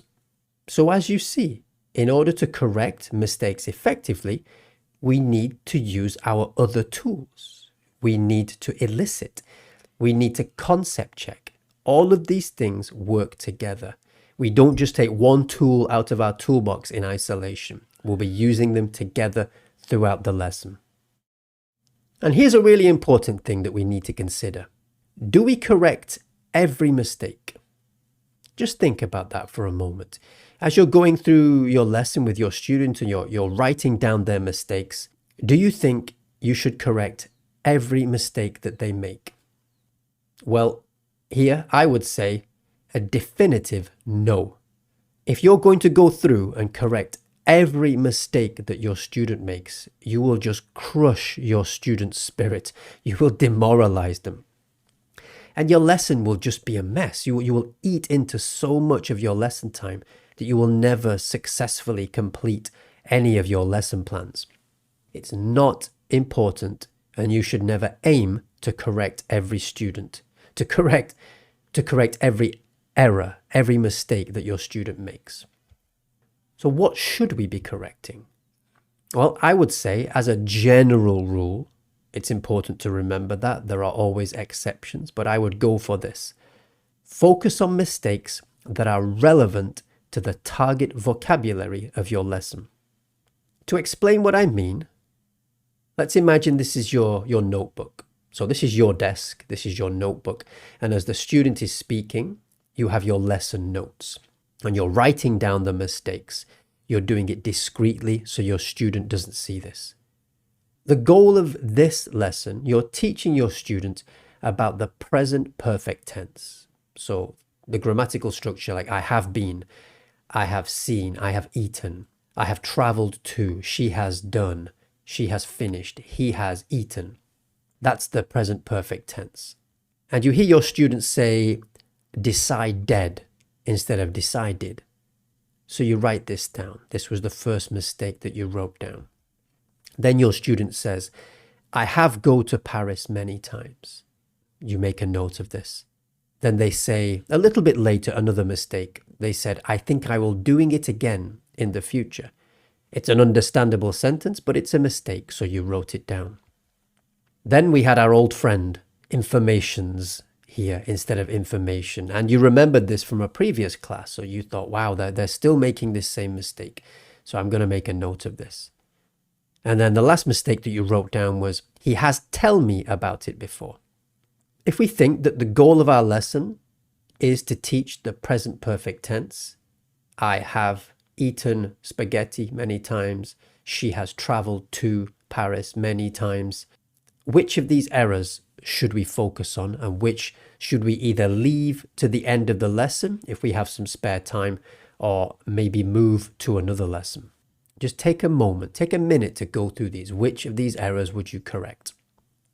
So the first one, I wouldn't correct this. If the goal of my lesson and the goal of this exercise is the present perfect tense, mispronouncing this word here isn't important at the moment. The next one, I would absolutely correct, because this is our target language. This is our target structure. So instead of saying, I have been to Paris, they have said, I have go. So it's important that we correct this. Important that we help them to correct this, because it's the target, the goal of our lesson. I think I will doing it again in the future. This is not relevant to what we're trying to teach the student right now. So again, I wouldn't cover this. As much as we want them to finally understand the difference between countable and uncountable nouns, right now at this moment, it's not important.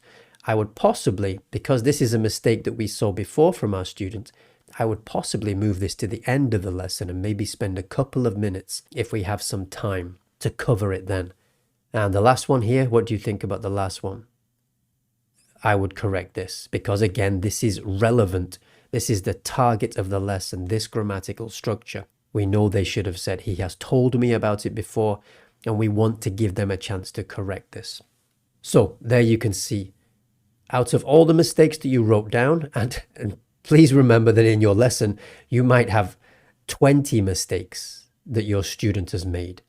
But here, I'm just trying to simplify it. So from these mistakes that they made, I would only cover 2 of these because only 2 of these are important based on the lesson's goals.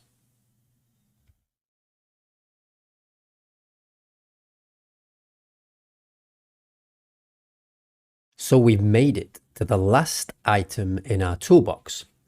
And here we're going to talk about giving instructions. Now, I'm sure you remember at the beginning of the course, I said that teaching is not giving instructions. And that's right. If you remember, I gave the example of the high school teachers that I had who would just come into the classroom, give us a page number and say exercise A, exercise B, you have 20 minutes. That's not teaching, that's giving instruction. But it's inevitable that if we're going to teach, we must give instructions. And like everything else we've talked about in our toolbox, there's a right way to do this and a wrong way to do this.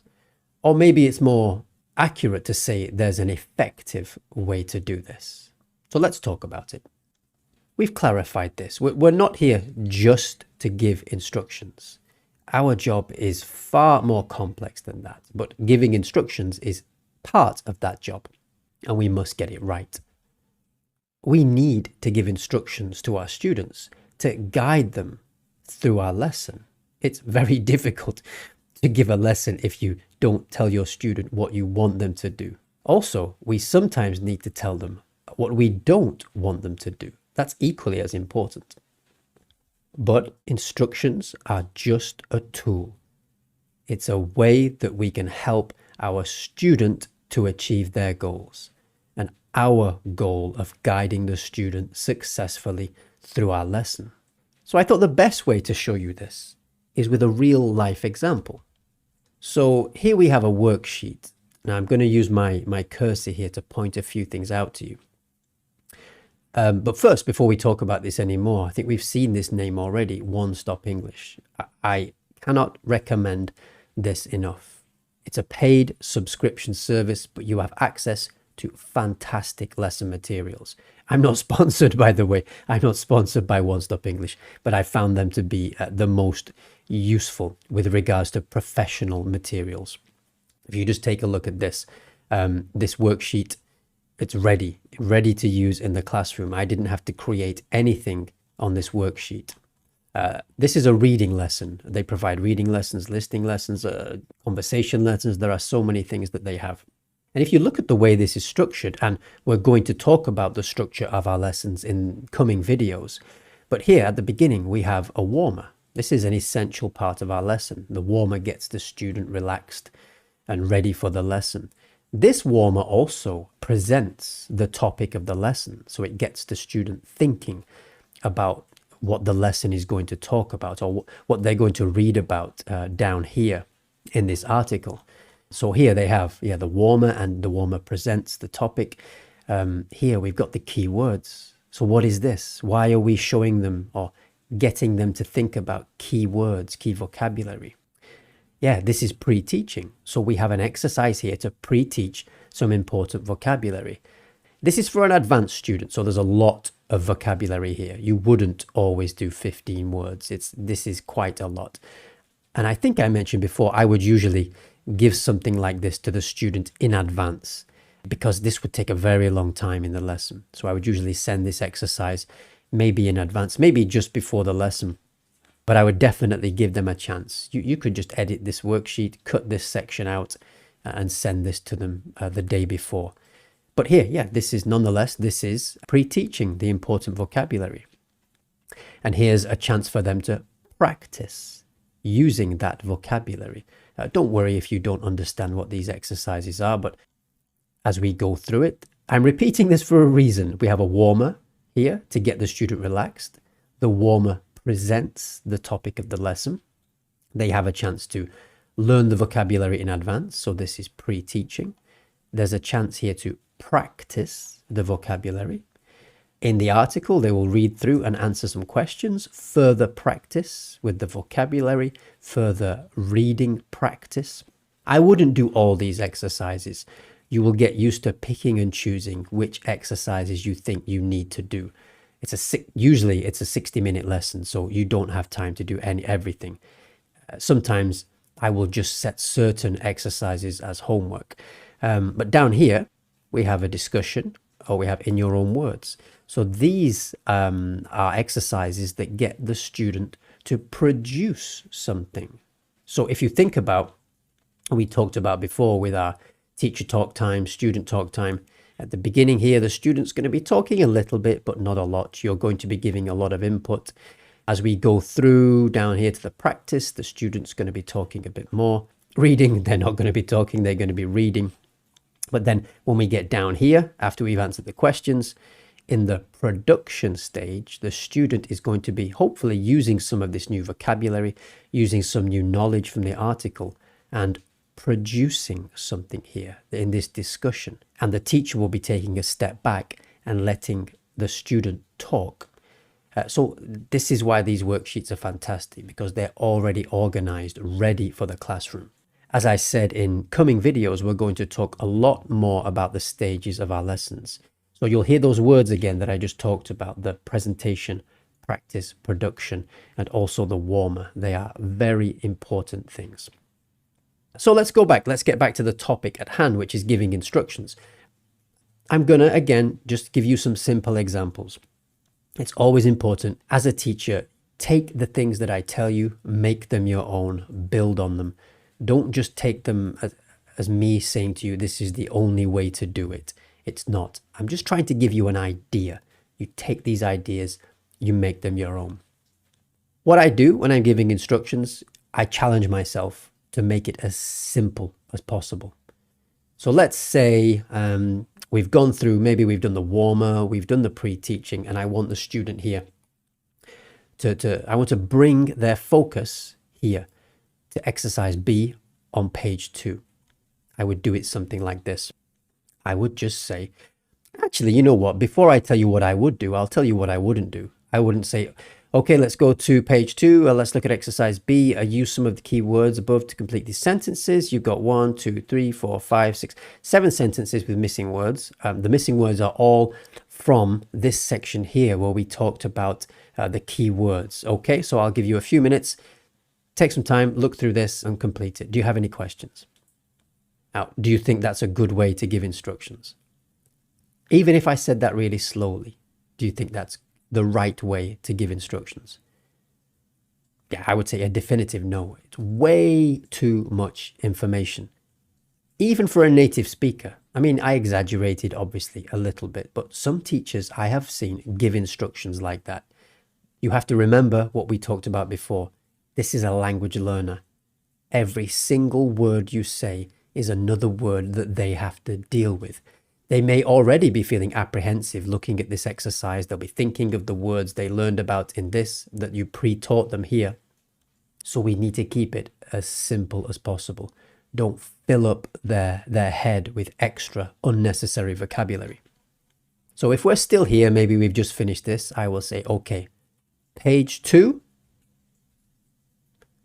exercise B, use some, and I will stop there.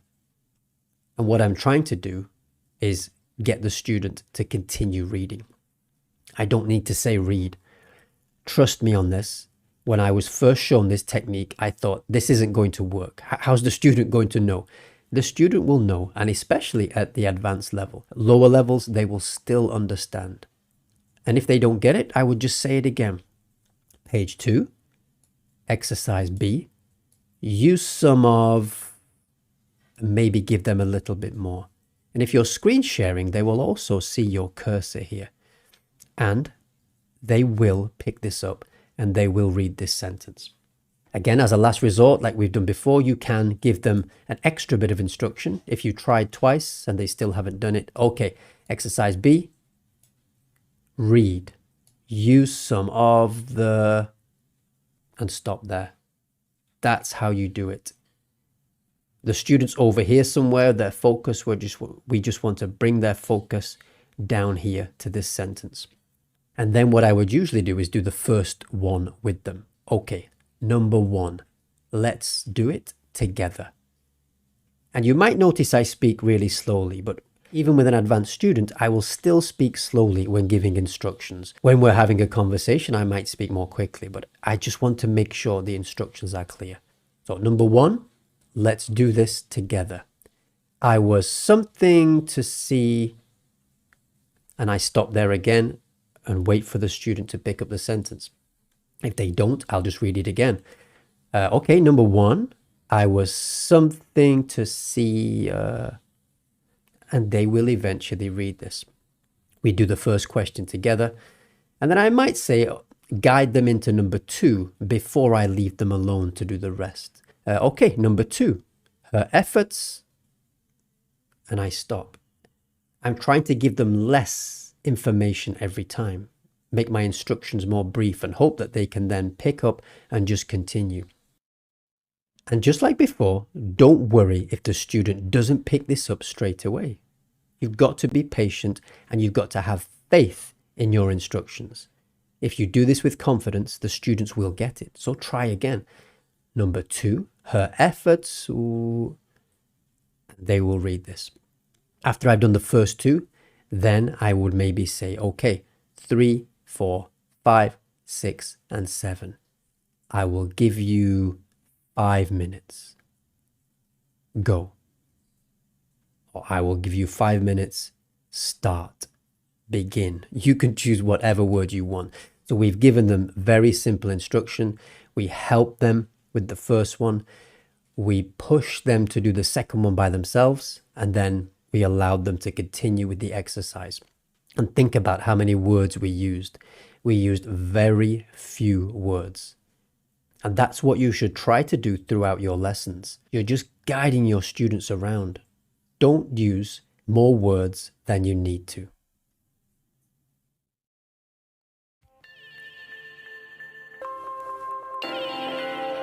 Welcome to the next stage of the course. And here we're going to talk about lesson planning. Our toolbox is ready. We have all the skills we need to deliver the lesson successfully. But those tools are useless unless we have a lesson plan ready. But before we talk about how we plan a lesson, let's think about this question. Can we teach without planning the lesson? That might sound like a silly question, but it's a real question. Think about it. Do you think you could successfully teach your student without planning your lesson? I would say no.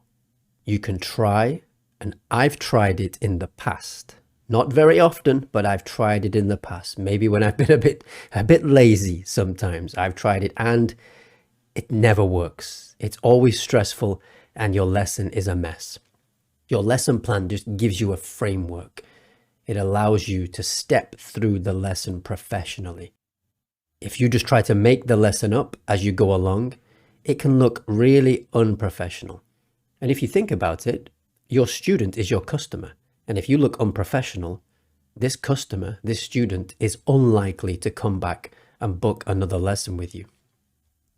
Another thing you might not have thought about, apart from helping you to guide yourself and the student through the lesson with a lesson plan, your lesson plan actually makes it easy for you to see what works and doesn't work in your lesson. So imagine you plan a class and it doesn't go so well. If you have a lesson plan, afterwards you can sit down and go through your lesson plan. Try to pinpoint which stage of the lesson didn't work so well. And then you can use that to improve for the future. If you don't have a lesson plan, how do you know which part of the lesson was good, which part of the lesson wasn't good? So having a plan makes it better for you to also assess your own lessons. Let's talk about why we plan then. So we talked about, can we teach without planning? And the answer, I believe, is no. So why do we plan a lesson? What's the purpose in planning our lesson? Think of your lesson, however long it is, whether it's 30 minutes or 60 minutes. Sometimes you might have a 2-hour lesson. I have done that in the past. More often than not, it will be 60 minutes. But think of this lesson as a path. You're going from the start of the path to the end of the path. This is your lesson. If you don't know where the end of this path is, if you don't know what the goal of this lesson is, how can you plan the route? How do you know where to go? If we don't know what our goal is, we don't know how to get there. If you don't know where your destination is, how can you plan a route? The lesson plan provides the path that you guide your student along towards the language learning goal.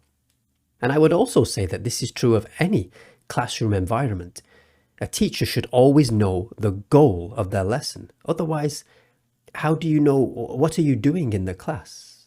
If you don't know the purpose, how can you possibly plan the activities for your lesson?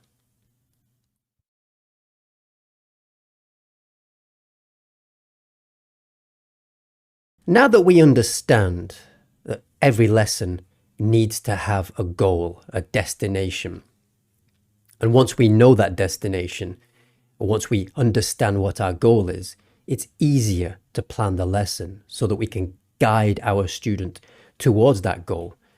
And if we think about that goal as some kind of structure, our lesson plan allows us to pull that structure apart into the individual building blocks. And then as the lesson goes on, we give those building blocks step by step back to our student so they can reassemble the structure at the end of the lesson. And I find the best way to do this is to break the lesson down into stages. Now, you'll probably recognize some of the names of the stages here because we already touched on them earlier in the course. For 90% of your lessons, the 3 stages will be as follows: presentation, practice, production. PPP. Presentation, practice, production. Now, I say 90% of your lessons because there are always exceptions. Sometimes you might be helping to prepare a student for an exam, and in that case, the structure will be different. Some students just want conversation practice, and they will specifically tell you all they want to do is chat with you, have a conversation. So there are some exceptions, but 90% of the time, I recommend following this structure: presentation, practice, production. So what do we do in each of these stages of the lesson? So in the presentation, it's the first stage of your lesson, but not necessarily the beginning of your lesson, and we'll talk about why in a coming video.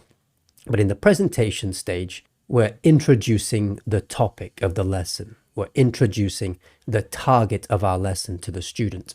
Now, how you can do this will vary. You might show a short video to the students. You might read a short passage. You might act out some things, but you're just giving your student an idea of what you're going to be talking about in the lesson. In the practice stage, what we're doing now at this midpoint in the lesson is we're giving the student a chance to practice using this new language, using this new vocabulary. And if you remember about when we talked about teacher talk time and student talk time, so in the presentation, you're doing most of the talking because you're introducing something new. Here in the practice, it's like a 50-50. You're working with the student as they practice using this new language. It might be something very simple. Just to give you an example, if they're practicing a new structure, a new grammatical structure, maybe you give them some slips of paper. On each slip is a complete sentence, grammatically correct. And then you cut that sentence up, word by word, mix the words up, and they have to reassemble those sentences in the correct order. Something along those lines. It's a relaxed way of practicing the new structure. And then in the final stage of the lesson, and if we also remember about teacher talk time, student talk time, this is where you take a step back and you want the student now to produce something using the target language. And here it's not set in stone. It could be many things. The student could give a short presentation about something. You could ask the student, maybe they write a short story. Maybe two students here have a conversation with each other, but it's all now using the language that you introduced in the presentation stage, they practiced in the practice stage, and now they're putting it all together in the production stage. This is what I want you to focus on, especially at the beginning of your teaching career. As you get better and more relaxed with teaching, it's not always going to be as rigid as this. But this is a really good way to think about your lessons. And if you think about it in this way, planning the lesson also becomes a lot more simple, because we as a teacher now have a very clear framework within which to plan our lesson.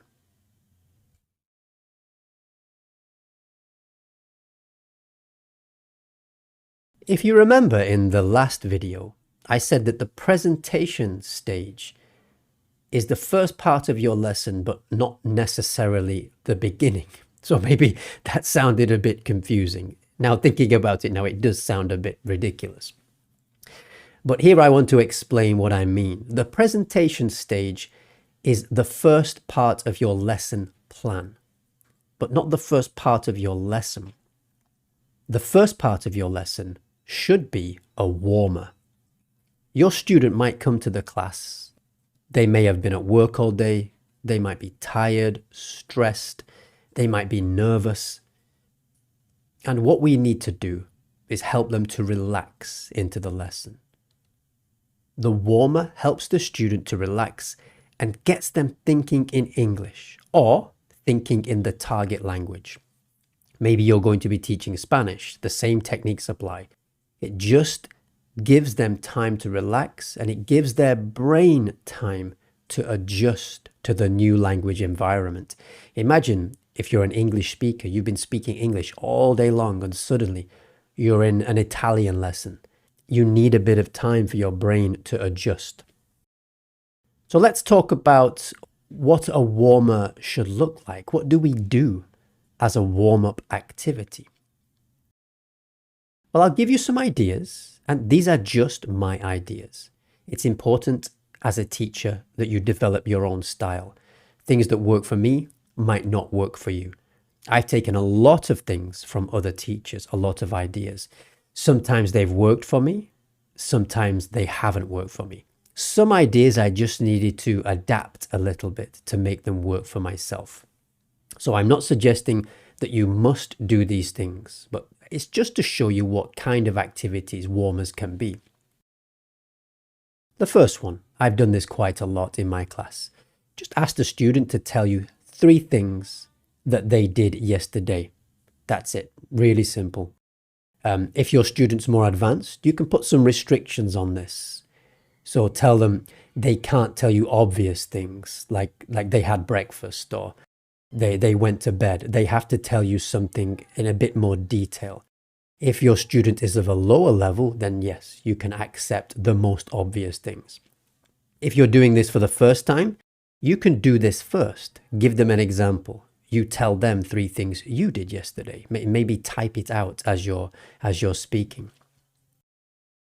This is something else that I've done quite a lot. You might be reluctant to try things like this at the beginning because I remember I was always worried that they wouldn't work. But if you introduce them with confidence, if you give instructions with confidence, your students will do these. It might take them a little bit of time just to get going, for them to click exactly what you want. But 10 things you can do with the tomato. Give them the first examples. And again, we can vary this. If your student is of a lower level, let them choose the most obvious things. We can eat it. We can chop it. We can buy it. If your student has a higher level of English, if their ability is much better, tell them they can't say the most obvious things. You can't say cook, you can't say buy, you can't say eat, just to challenge them. Another activity that's worked really well for me, this one kind of depends on your student's personality. I found students who are a bit more outgoing, this is a really good activity. Word association, you start off with them just in the chat. Send them a word like shoe and just say, what do you think about when you read the word shoe? If they're not quite sure what you mean, give them a really obvious example. Send them water, then drink. Send them the word drink, then glass. Glass, then smash. Something like that, just to get them started. And you can go through word association with your student. This is something that I established with a lot of my regular students. So the first three are things maybe I would do with new students, the first few lessons. But once we've had a few classes together, I always like to review previous lessons. It helps reinforce that vocabulary, and doing this is also a good warmer. Ask the student to choose a few words, just 2 or 3 words or expressions from the previous lesson. Tell them that they are now the teacher and they can teach these words to you. Let them explain the words to you, give you example sentences. I don't mean to keep repeating myself, but you have to be aware of your student's level. A beginner student might struggle with this activity. So this will be for students who've been having lessons with you regularly. And once they get used to this, it's a fantastic way to start every lesson. Another alternative, just a quick conversation. Something really simple. How are you? How are you feeling? How was your day? Just something, just chit chat the same way you would with a colleague at work. Just have a conversation with them, ask them about their day, ask them some follow-up questions. All of these activities, all of these warmers, they're simple. Thinking back to when we talked about giving instructions, if you can't explain these simply to your student, don't do them. They must be easy to explain and they must be easy to do. These aren't to test your student's ability. They're just warmers to get your student to relax. And it really doesn't matter in the warmer here when you give them 10 things you can do with a tomato. If they only write 4 things, it does not matter. This is not a test. It's getting them relaxed. If you take this too seriously, then it's not a warmer. If it makes your student feel more stressed, then it's not a warmer. Also, they should be easy to explain, easy to do, and shouldn't take a lot of time. 5 to 10 minutes maximum, I would say, out of a 60-minute lesson. If the warmer's taking 15 minutes, 20 minutes, then it's not appropriate. It needs to be quick and easy to do. This is also something really important. The warmer does not have to be connected to the lesson goal. So the reason I separated this and said that the presentation is the first part of your lesson plan. Here the warmer, we're doing this before we start the lesson plan. It's not connected at all. It's a separate activity. It's like stretching before you go for a run. You stretch before you start your exercise. And here we help the student to warm up and relax before we start going through the lesson plan with them. And that's it. That's the main goal here. The goal is just to get the student relaxed and thinking in English or the target language. Nothing more complicated than that.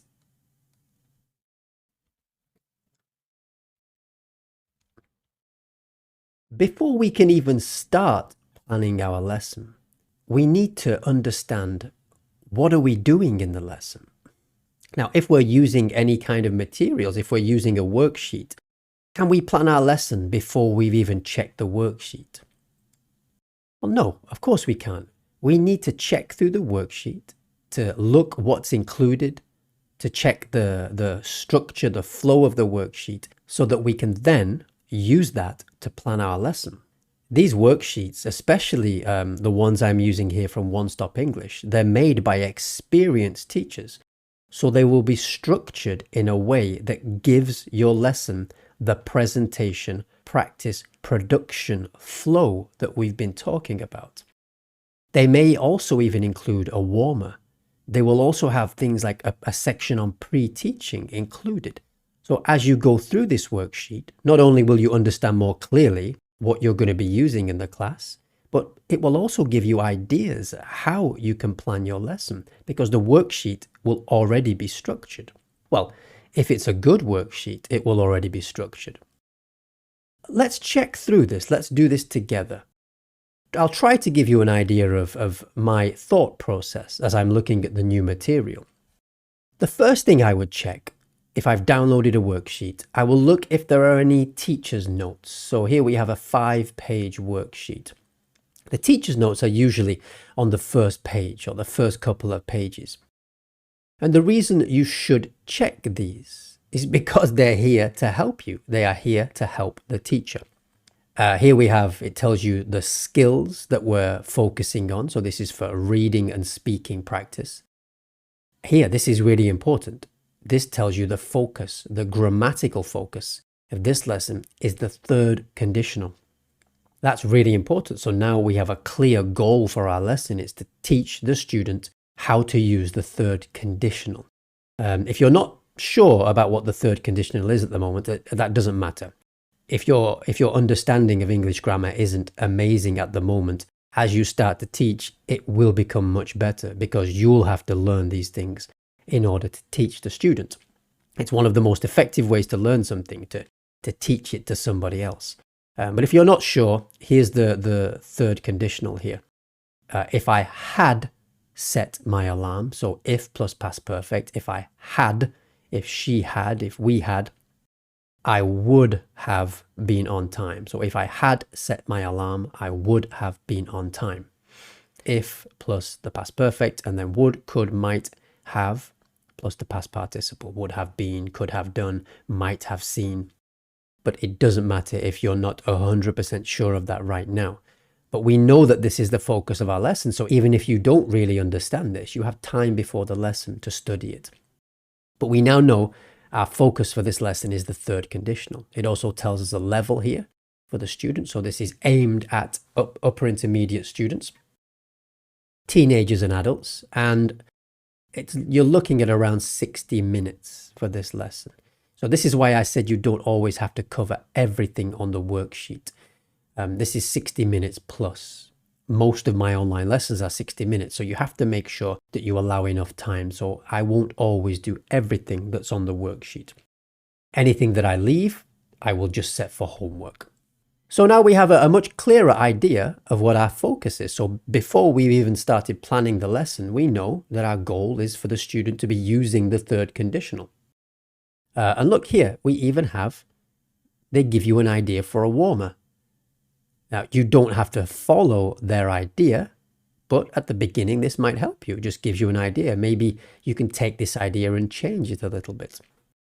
This is what I was saying. These worksheets are made by experienced teachers. So they're designed with a structure. So we have a warmer, and then here, it tells you the procedure. It pretty much guides you through what the teacher should be doing at each stage of the lesson. Now, I don't always follow this.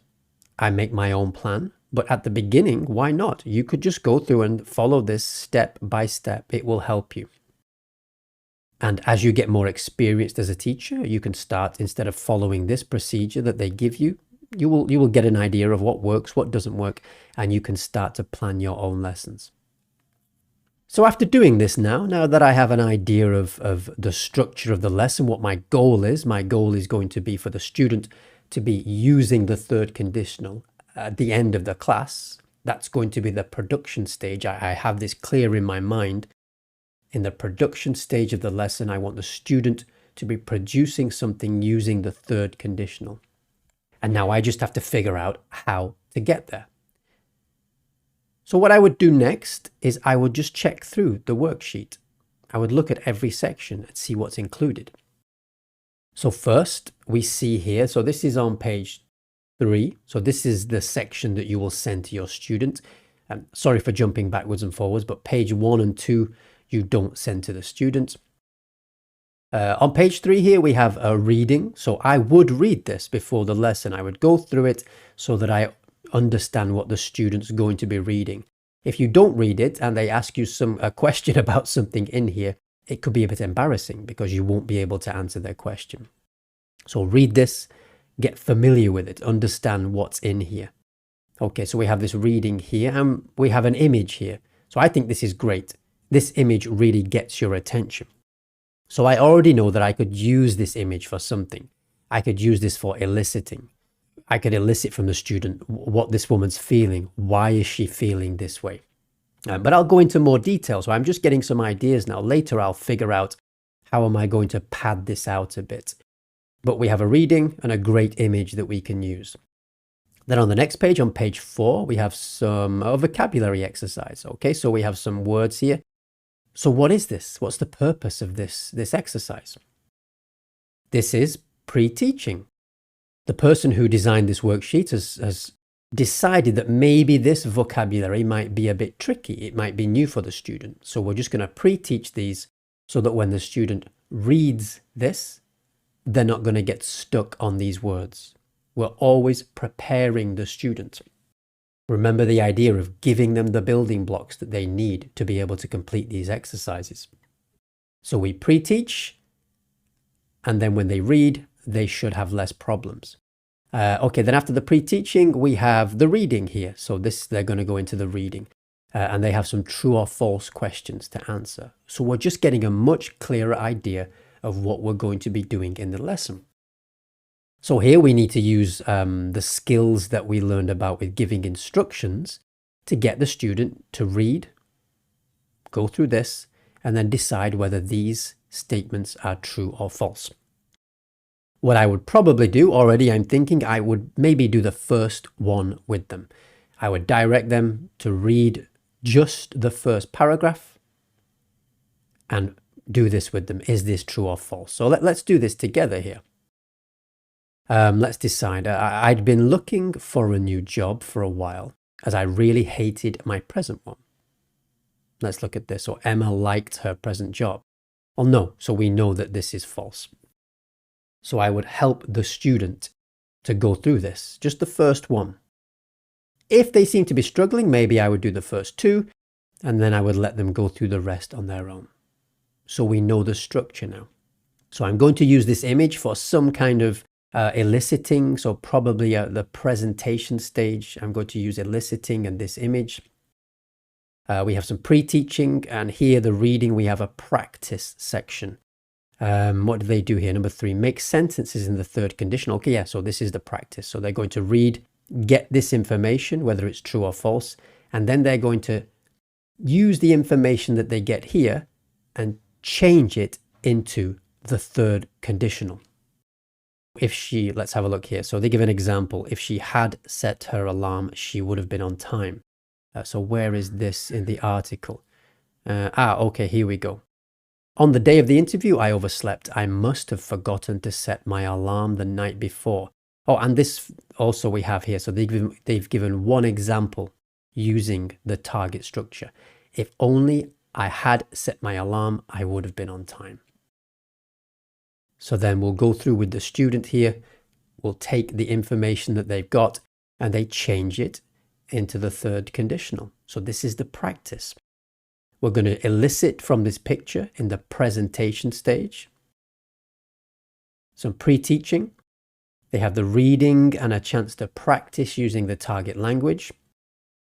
And then underneath here, they have a speaking. So this is going to be our production stage. They have an idea. They give you an idea here of what you could do. In groups, talk about the following: a bad day that you had in the past. Okay, so you're going to, if you were in a classroom setting, put the students in pairs and get them to talk to each other using the third conditional about a bad day they had. Or they could tell each other about a bad day and then their partner has to change that into the third conditional. We're in usually a one-on-one setting, so you could be the student's partner. You tell the student about a bad day you had, and they tell you about a bad day they had. Something like that will work together. But there we go. So by looking through this worksheet, we understand the purpose of our lesson.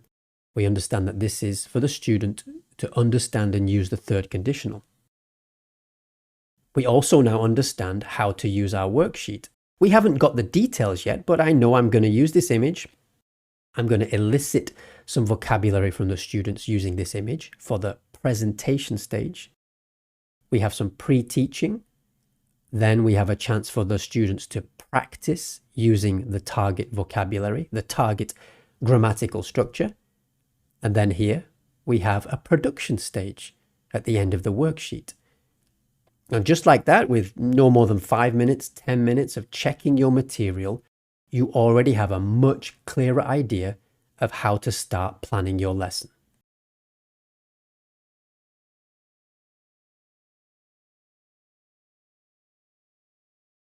Before we go further and start to plan our lesson, I just wanted to take some time to talk about time management. Now, this is obviously an important part of our lesson because if we get everything else right, but we don't manage the time in the lesson correctly, we're going to end up either finishing the lesson too early and potentially having an uncomfortable time at the end of the lesson when we have nothing left to do, or we could end up not leaving enough time and rushing through the lesson at the end, which also isn't good for the student if we're rushing them through the lesson. But even though this is really important to manage our time correctly, I'm not going to spend a lot of time on this. And first of all, I just want to show you why and show you how I used to manage the time in my lessons. So here we have a lesson plan, and I used to write my lesson plans like this. If you see at the end here, we have 5 minutes. So I've allocated 5 minutes for this part of the lesson. And then the next part here, I've said 10 minutes. And then here we've got 5 minutes, then 5 minutes again, 5 minutes again. And on the final part of the plan, we've got 5 minutes again here, 10 minutes, 10 minutes, 5 minutes. You get the idea. And just think about this, especially if you're new to teaching. You're thinking about so many things already in the lesson because early on in your career, these things aren't automatic for you. So there's just so much that you're trying to think about at the same time. And also, if you're teaching online, you might be getting used to the new environment. You may never have worked in this way before, sharing information, screen sharing with the student. That also takes time to get used to. And then here, you're looking on your lesson plan and you're thinking, okay, I've got 5 minutes here for this section, right? I better do in 5 minutes. Then I've got 10 minutes for the next section, then 10 minutes. How do you think that's going to feel for you in the lesson with this additional now factor that you're thinking about all the time? Well, I would suggest that it's not a good idea. I'm not going to say don't do it, it's up to you. If you want to do it like this, if it makes you feel more comfortable, then by all means go ahead. But what I would suggest is just think about it this way. Use your common sense. We don't really have to break it down into that much detail. If we're following the presentation, practice, production lesson plan, we're breaking our lesson down that way, then we've got really 3 stages of our lesson, 3 main stages. And if your lesson's 60 minutes, well, it doesn't take a genius to work out. You need roughly 20 minutes for each stage of your lesson. I say roughly because maybe one section will take 15 minutes, another section might take 25 minutes, but we really don't need to break it down that much. It's roughly 20 minutes for each section. And all you've got to do is just keep an eye on the time. As you're going through each section, just keep monitoring the time. You'll know that if you're 40 minutes into the lesson and you're still on the practice stage, you're going too slowly. If you're only 20 minutes into the lesson and you've already started the production stage, then you're going way too fast. That's all you need to think about. Just manage the time using your common sense. And the same here, if you have a slightly different lesson plan, maybe you've decided to add an extra section to a particular lesson, then it's just 15 minutes for each section. Just break it down that way. Don't get bogged down into what I used to do. I'm going to do 4 minutes for this part of the lesson, then 7 minutes for this part of the lesson. Just use your common sense, keep an eye on the time, and just break it down into the main sections of the lesson. So now that we've talked a little bit about time management, let's get back to planning our lesson and let's think about the presentation stage.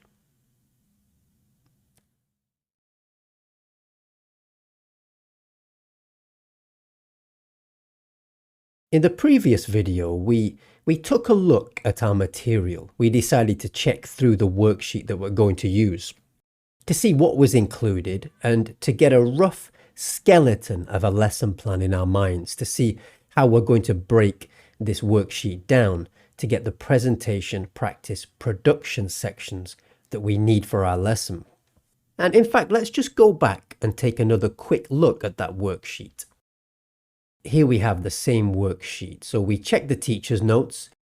We saw here that we're focused on reading and speaking. So those are the skills. The grammatical focus here for our lesson is the 3rd conditional.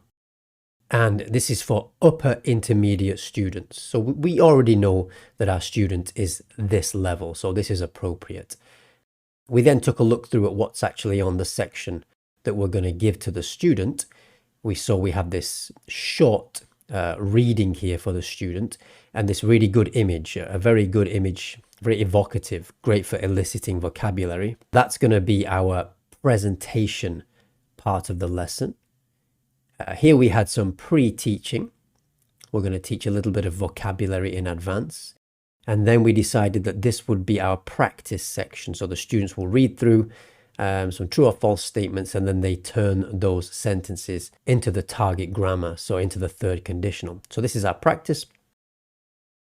And then the speaking section, this is going to be our production. We haven't decided exactly what we're going to do here, but the student is going to produce something.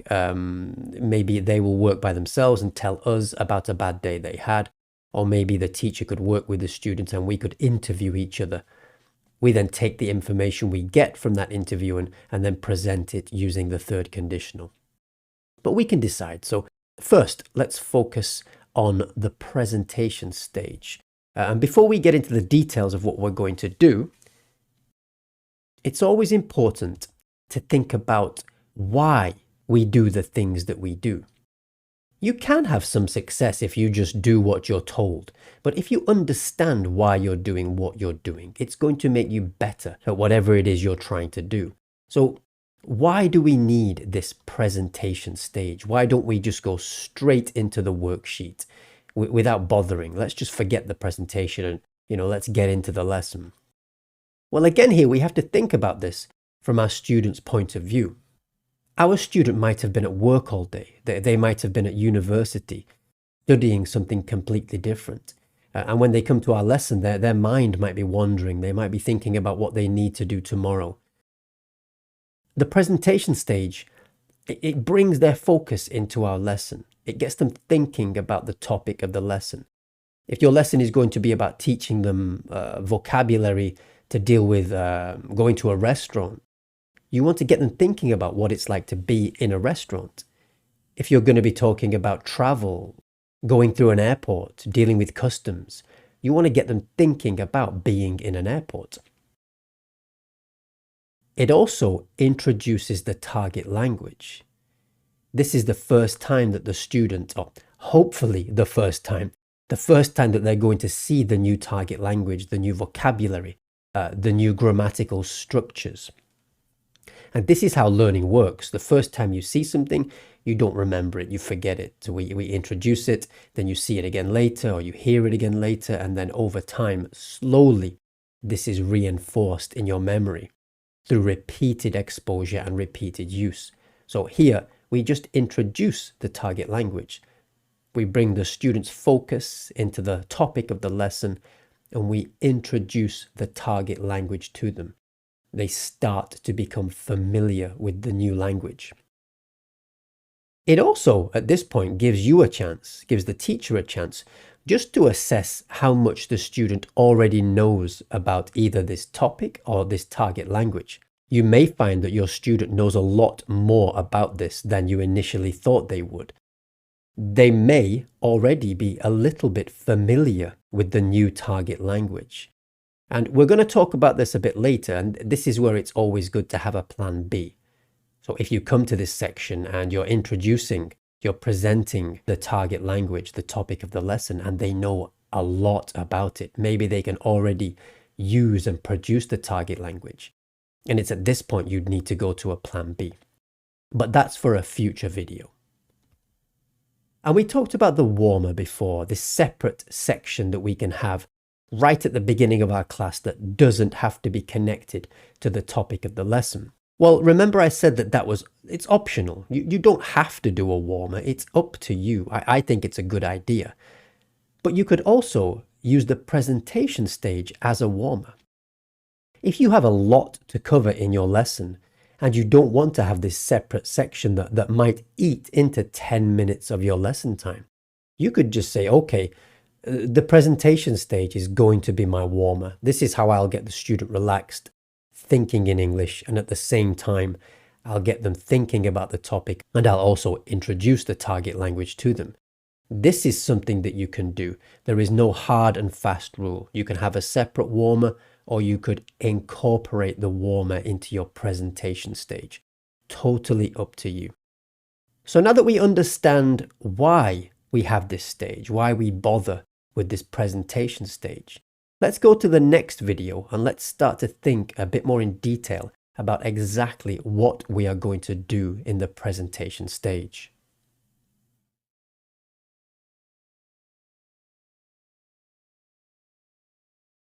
So now we have a clear understanding of why we need this presentation stage in our lesson.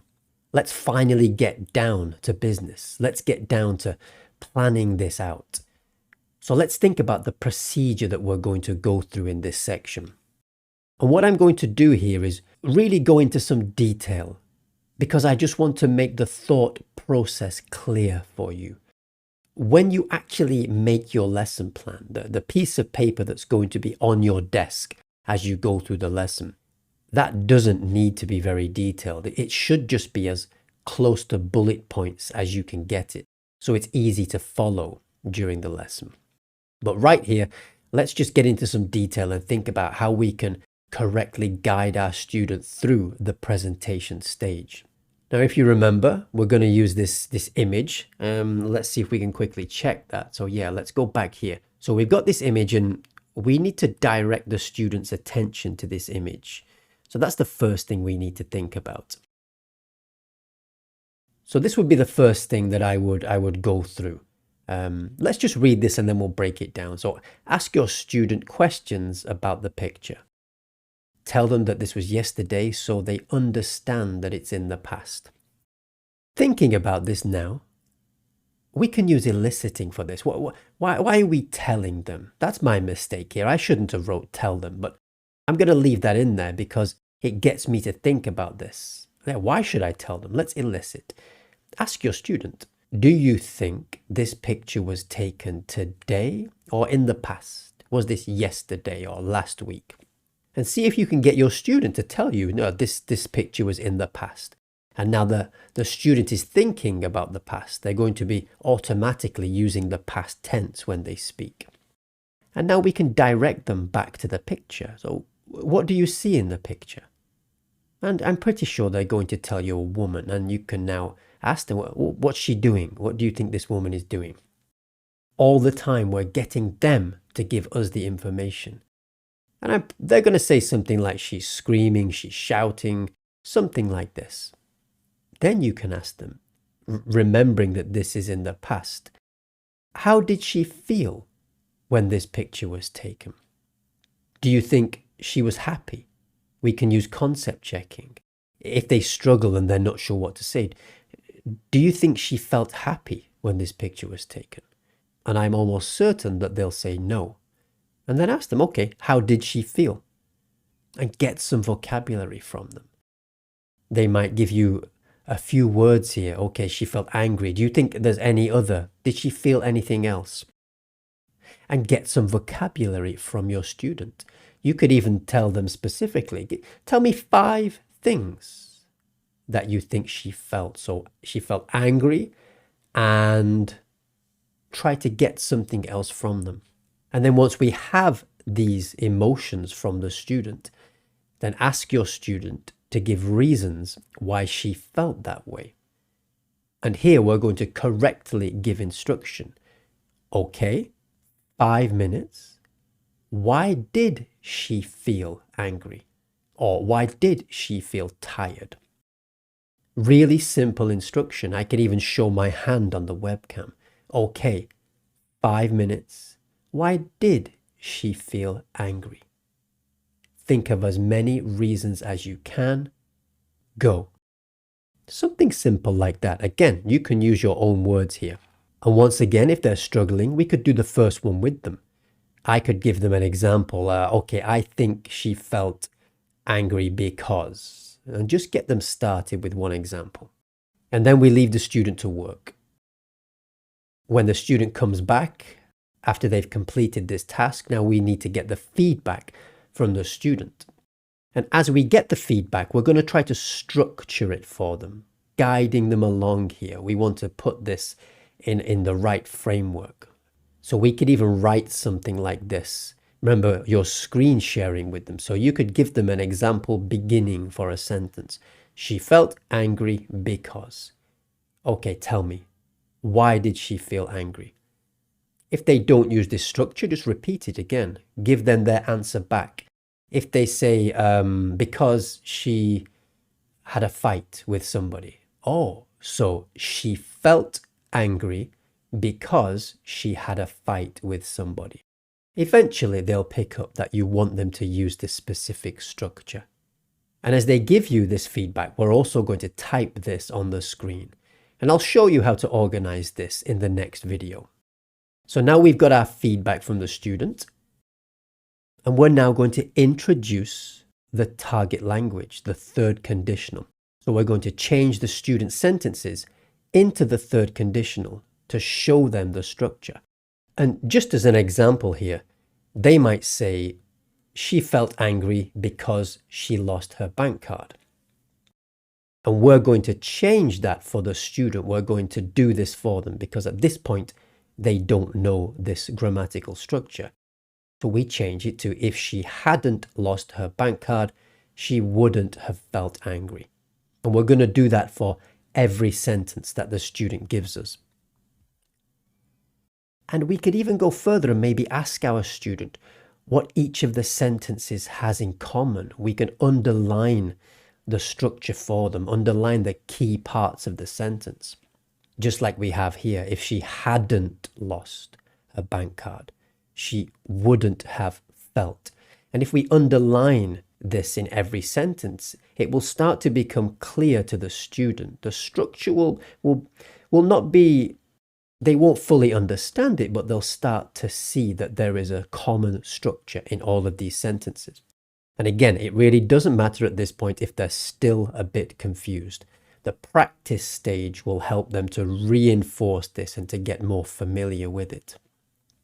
So now we have this idea of how we're going to break this down. But it's really important that we display this information really clearly for the student as we're going through. If you're in a classroom, you'd be doing this on the whiteboard or the blackboard. We're going to use screen sharing for this so the student can see your screen. So whatever you type on your screen, they'll be able to see it. And a good way to think about how we should do this. Imagine at the end of the lesson, somebody comes into your office or your classroom. This is also relevant to a classroom. And they look at the whiteboard or the blackboard, or they look at your computer screen. If they look at your lesson notes, what you showed to the student during the lesson, could they clearly understand what you were trying to explain to the student? If they can, that means you displayed the information correctly. If your whiteboard after the class or your computer screen, if your notes look like a chaotic mess, then that's what it would also look like to the students. So we need to present these things as clearly as possible to the student. And we'll talk about how to do that in the next video.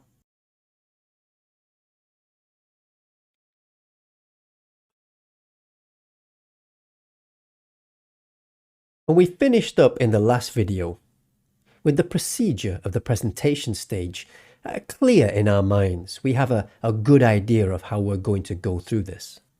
To simplify it, we're going to elicit some vocabulary from the student using the image. And then with the feedback from the student, we're then going to introduce the third conditional by changing the student's sentences into the third conditional.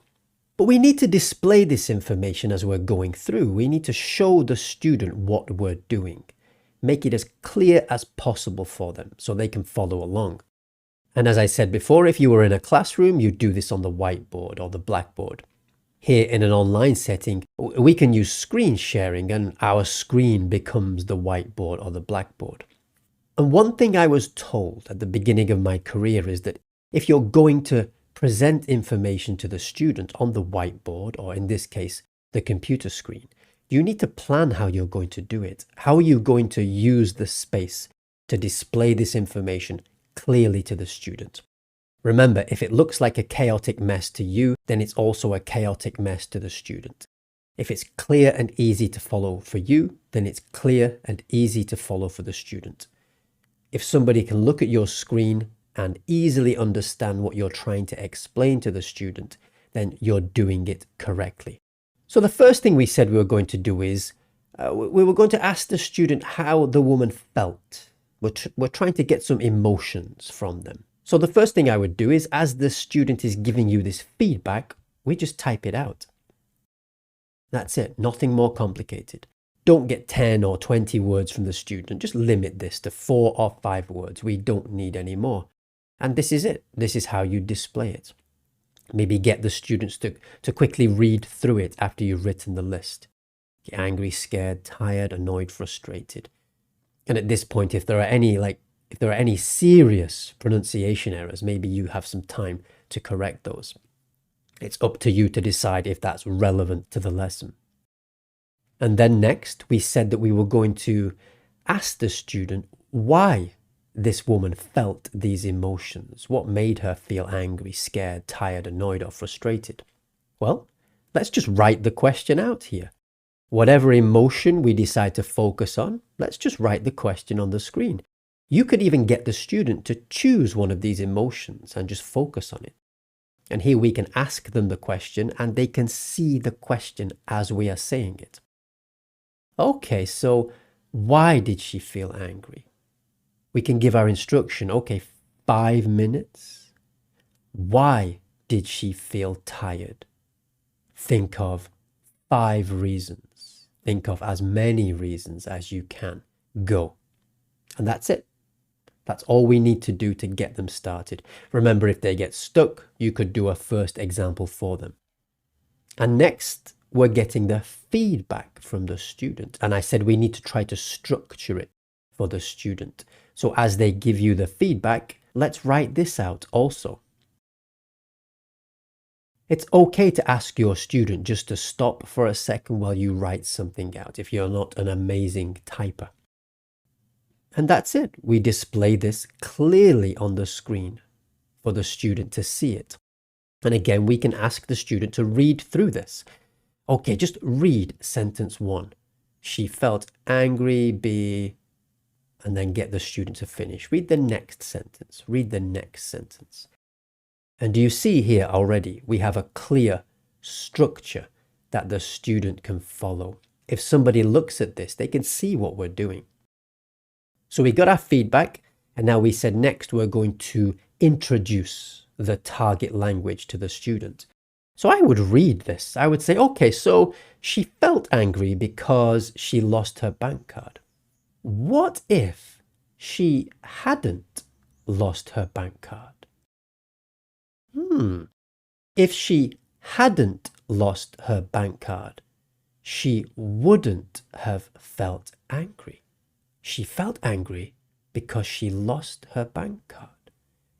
If she hadn't lost her bank card, she wouldn't have felt angry. And you see, as I'm reading that, I'm just trying to highlight those key parts of the structure, the hadn't lost and wouldn't have. I'm just stressing these. I've also underlined them so the student can see that these 2 parts of the sentence are important. Do the same with the next one. And here, because we have forgot in the original sentence and remembered, you know what I would do here? I'd try to elicit this. She felt annoyed because she forgot her keys and couldn't go home. Forgot. Forget. What's the opposite of forget? Hot, cold, black, white, tall, short. Forget, remember. If she had remembered her keys, she could have gone straight home. If she hadn't lost her bank card, she wouldn't have felt angry. If she had remembered her keys, she could have gone straight home. Just a quick point here. I'm really going over this slowly because I just want you to understand what I'm thinking about, what I'm going to do in the lesson. You've got to be careful with going over things too much in the lesson. It could get a bit boring for the student. So I wouldn't necessarily stress this as much as I'm doing here. I just want to exaggerate it a bit just so you can see what I think about when I'm imagining how I'm going to do this with my student. And we got the same for the last sentence. She felt frustrated because she had argued with her friend. If she hadn't argued with her friend, she might have been happy. Hadn't argued, had remembered, hadn't lost. And it's here where you could ask your student, just highlight this here, like I'm doing. What does every sentence have? What does every sentence have? Hadn't lost, had remembered. And pause there, see if your student's going to read this. Just see if they can pick up that there is a connection, a common structure to all these sentences. If they don't get it fully right now, doesn't matter. We're going to cover this again in the practice. Another chance for them to solidify this, to get used to using it. But just take a look at that. Imagine this is on the screen for the student. Do you think that's clear and easy to follow? If they screenshotted the lesson, could they use this for themselves afterwards? Remember, the left side, they're never going to see this. This is our thinking. These are our notes. But on the right side, that's what they're going to see. Do you think that's clear and easy to understand? Yeah, I think so. So we need to make sure that when we give the student information on the screen here, on our whiteboard, on our blackboard, it's really easy for them to follow. But the next thing we need to do is take this information that's on the left. This is not good for a lesson plan. This is just so we could break it down in our minds and decide what we're going to do. If you write this much detail on your lesson plan, especially because this is just one stage of our lesson, your lesson plan is going to become like a short story. It will be very difficult to follow this if you get stuck in the lesson and you need to look at your notes. Oh, what am I doing next? So now we need to condense this into something that's useful for us in the lesson. So here's our actual lesson plan. So lesson plan for a very bad day. Optional warmer, it's up to you. I've included it just to remind us that the warmer is there. 3 things that you did yesterday. And then let's go back. We're going to take all of this on the left and let's just summarize it. Number 2, presentation. Use the picture on the worksheet to elicit how the woman felt. That's what we did. Then ask the student, why did she feel, and whatever emotion you decide to focus on. We get our feedback from the student and then change the sentences into the 3rd conditional to introduce the structure, the target structure to the student. If she hadn't lost her bank card, she wouldn't have felt angry. So these are just our notes to remind ourselves what we're doing.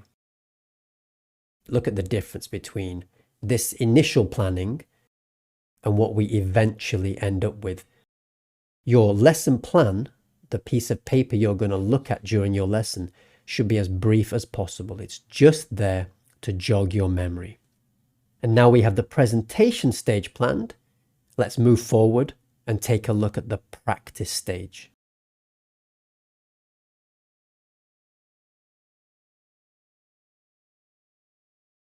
You're going to have to get used to repetition in this course because repetition is essential when you're learning something new. If you want to learn new vocabulary, you have to repeatedly see that vocabulary.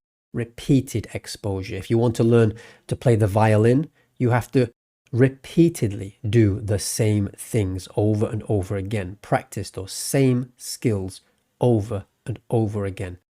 There's no quick way to do it. So there's a reason why I'm going to repeat a lot of the same things to you at different stages. So now we're talking about the practice stage. We're going to talk about how we're going to do this. How are we going to guide the student through this stage?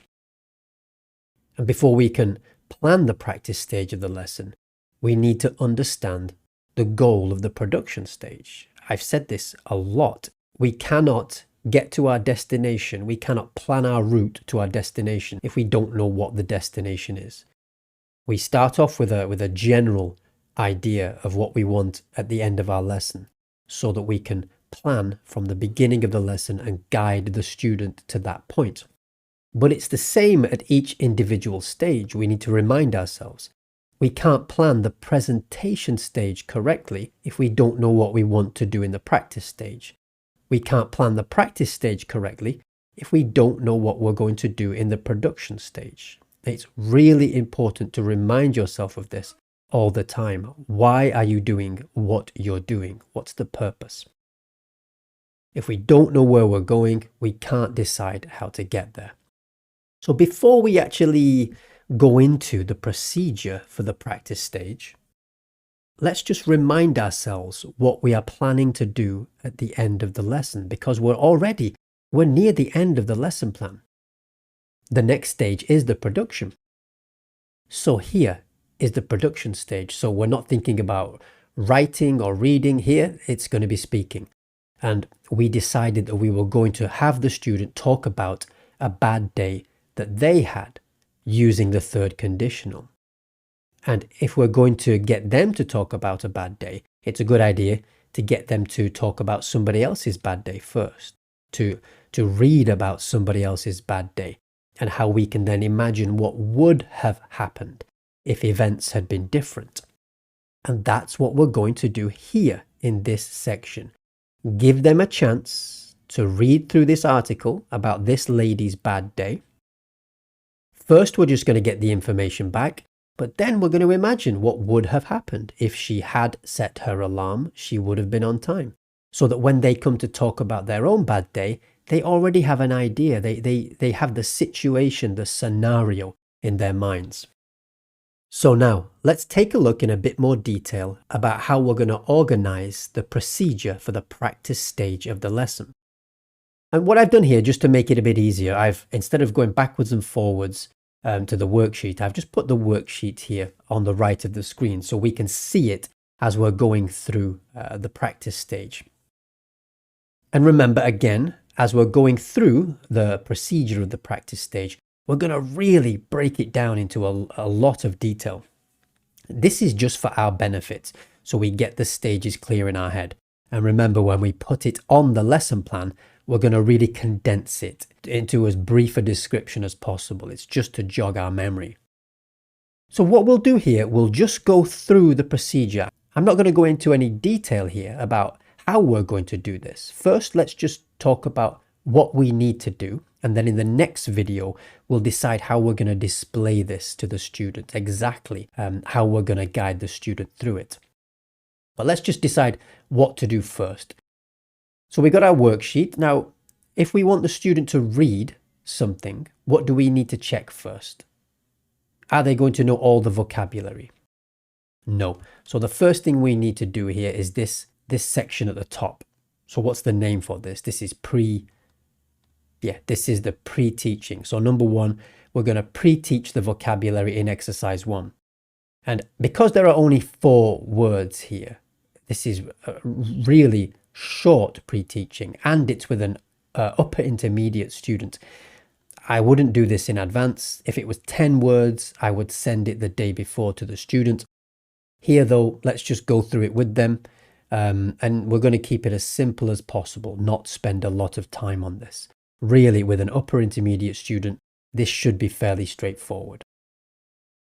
Then we're going to direct the student to the reading exercise. So we're going to bring them down here to exercise 2. We're going to do A with them. So we're going to work with the student here, possibly A and B, depending on how the student's doing. So we're going to get them to read the first paragraph only in the article, just the first paragraph. Let's just remind ourselves what that reading looks like. So we're just going to get them to read this first part here so that they can answer this first one. If we feel comfortable, then we're going to let them work alone and go through the rest of this exercise. Now, what do we need to do next? They've gone through this exercise. They've decided whether these statements are true or false. What's the next thing we need to do? Of course, we need the feedback from the student. If you're not familiar with this term, in teaching when we talk about feedback, it's just getting the information back from the student. When you're eliciting, you're getting feedback. And when we ask for answers, the answers are the feedback. So we're going to get the feedback from the student, and I think it's a good idea to write true or false next to each of these statements. So when we come back to it, we can remember the information correctly. If your student's doing really well at this stage, instead of just getting the answers, we could push a little bit more, ask them for a bit more detail. For example, if we look here at E, people on the train were staring at Emma. This is true. So we could then also ask them why. Why were people staring at Emma? You just have to use your judgment. If you think your student is dealing with this well, just push a little bit more. So what's next? They've read the article, they've hopefully got the correct information, they've decided whether it's true or false. What do we need to do now? Well, first, before we can ask them to create sentences in the third conditional, it's a good idea to create sentences that aren't in the third conditional. So give them sentences that they can then convert. It's easier for them to work with existing sentences here. So we can help the student to make some sentences, not third conditional sentences, about what happened to Emma, using these statements as a guide. So the reason we wrote true or false next to these is so when we look at it, we know, is this sentence true or false? If it's false, like this one here, Emma liked her present job, we can get this sentence from it. Emma hated her job and looked for a new job. There's a why here. What did she do because she hated her job? What else do we have? She was just in time to catch her train. Emma was just in time to catch her train. Now this one's true, so we can directly take this sentence.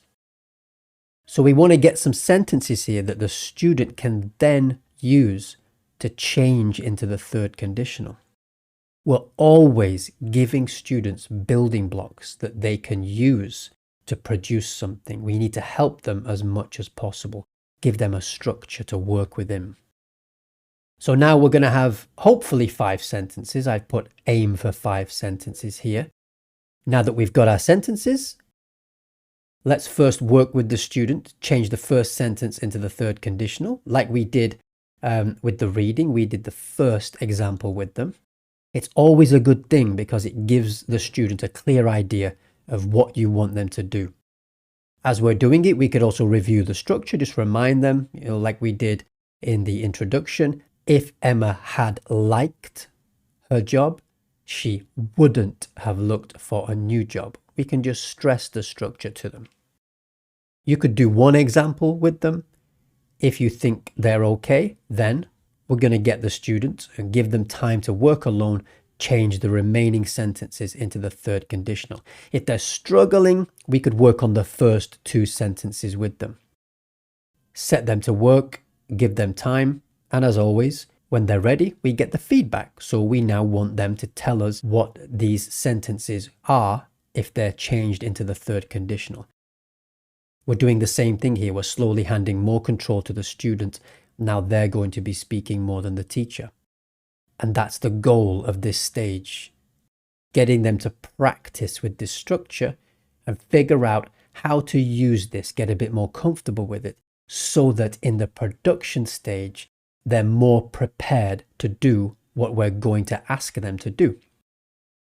We've got this skeleton in our minds, the rough procedure here.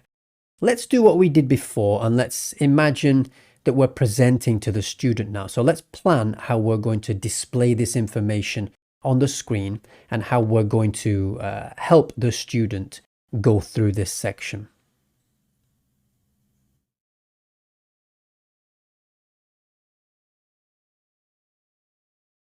Now we have our skeleton. We have a rough idea of what we're going to do in the practice stage. We kind of know our procedure.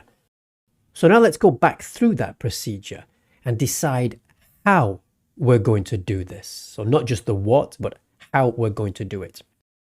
If you think about the how before you go into your lesson, you'll be much better prepared and your lesson will flow more smoothly. So I'm not going to go through each of these again. Let's just get our steps. So the steps in our procedure on the page. And we'll work through them one by one to get an idea of how we're going to do this. So first thing, we're going to pre-teach. Just think about, again, why do we need to pre-teach?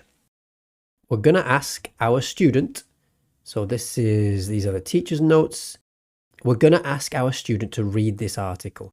So why might it be a good idea to pre-teach some vocabulary in advance? Just to better prepare them. We've looked through this. The teacher who designed this worksheet decided these might be problematic. This vocabulary might be new. So we're just going to make sure they're prepared and so they will understand the article better. So how do we do this? How are we going to give instruction to get them to go through this exercise? And just one thing before we go further. Because this is only 4 words, I'm going to go through this, or I would go through this with the student just in the lesson. I wouldn't prepare this in advance. I wouldn't send them the vocabulary the day before. If we were pre-teaching 10 words, for example, then I would probably send those the day before the student to give them some time to get ready. Therefore, we're not going to spend a lot of time going through this in the lesson. It can get a bit tedious plodding through vocabulary as you pre-teach it. But here we've just got 4 words. So how are we going to get our student to do this? Well, let's just keep it really simple. We can show the page when we're screen sharing. We can use our cursor. Vocabulary. Number 1. Match the... and just do what we did before. Lead them in, read the first couple of words, and they'll start to understand that you want them to finish this. If they don't, try again. Number 1, match the were. They will get it. Then go through. Read. Cover. Per. And after this, you can just stop. Just point your cursor and they'll read these words. Trust me, they will do it. Lead them in the first couple of words and they'll carry on reading. I may even hear say, how many words? And they're going to say 4. How many sentences? How many missing words in each sentence? And they're going to tell you 1. The more you get them to tell you about this exercise, the more they'll understand it and they're going to be ready to do it. So we can say, okay, A, you write, same thing, get them to finish this. Process of elimination, they'll get this one. Just a little hint, if a student gets really stuck on one of these, or any exercise that you're going through, don't just stick to the first one. If they really get stuck, just move to the next one and then come back to this one later. By the time they've eliminated some more answers, they'll be able to get this one. I'd do the first one together and then B, move, same thing. And by the time you get to C, don't even read it, just C and then D. We lead them in and then slowly hand over control to the student. And that's it. That's the pre-teaching done. Keep it really simple and we just work through it, guiding the student. Like I said, if there were more words, 10 is a fairly average number that you will have, especially for a reading exercise. And I would definitely send that vocabulary to the student the day before.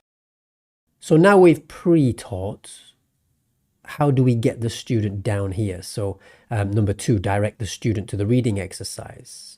We're going to work through A, possibly B with the student. Just the same thing. We've got our cursor here on the screen. So when you're screen sharing, it's very easy to direct the student. Bring them down here. Reading. Exercise 2. Read it's the same thing. Do you see the repetition? If you stick to the same techniques, the student will eventually start to understand. Eventually, they'll probably just start reading without you even needing to prompt them. So once they've read through, I may do something like, how many sentences can you see? And they'll count and give you the number of sentences back. Things like this might seem very simple, but it's a really good way for you to find out if they're paying attention. For example, if you say how many sentences and they say 4, you know they're looking at the wrong exercise. So if they give you the right number, they're looking at the right exercise. And we said here, we're going to do the first one with them and get them to read the first paragraph only. So think about, before I tell you how I would do it, how would you do this? How would you help the student to answer this first one, to find out whether the first statement is true or false? Well, I'd just do it something like this. I'd just say, A, read. Emma, get them to read it, and then say true or false. And at this point, I know the student won't know. So then I'll show them. So I'll change. I'll go to the reading and I'll say, read paragraph 1. I'll give you 1 minute. Read paragraph 1. Get them started. Get them to read this first paragraph. When they finished, we just go back here to the worksheet. Okay, so Emma, get them to read again, true or false. And hopefully at this point, they give you the right answer. If they don't, get them to read the paragraph again. Just give them another chance.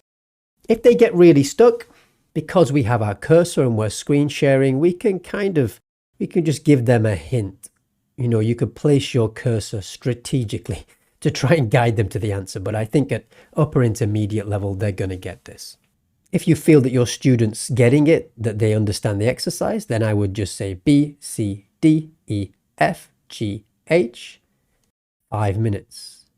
Read the article, true or false, and let them work. Give them some time. If you still feel that they're struggling, you could just do one more with them, just to help them get going. So your student gets to work, and after the time is up, what do we do next? Yep, that's right.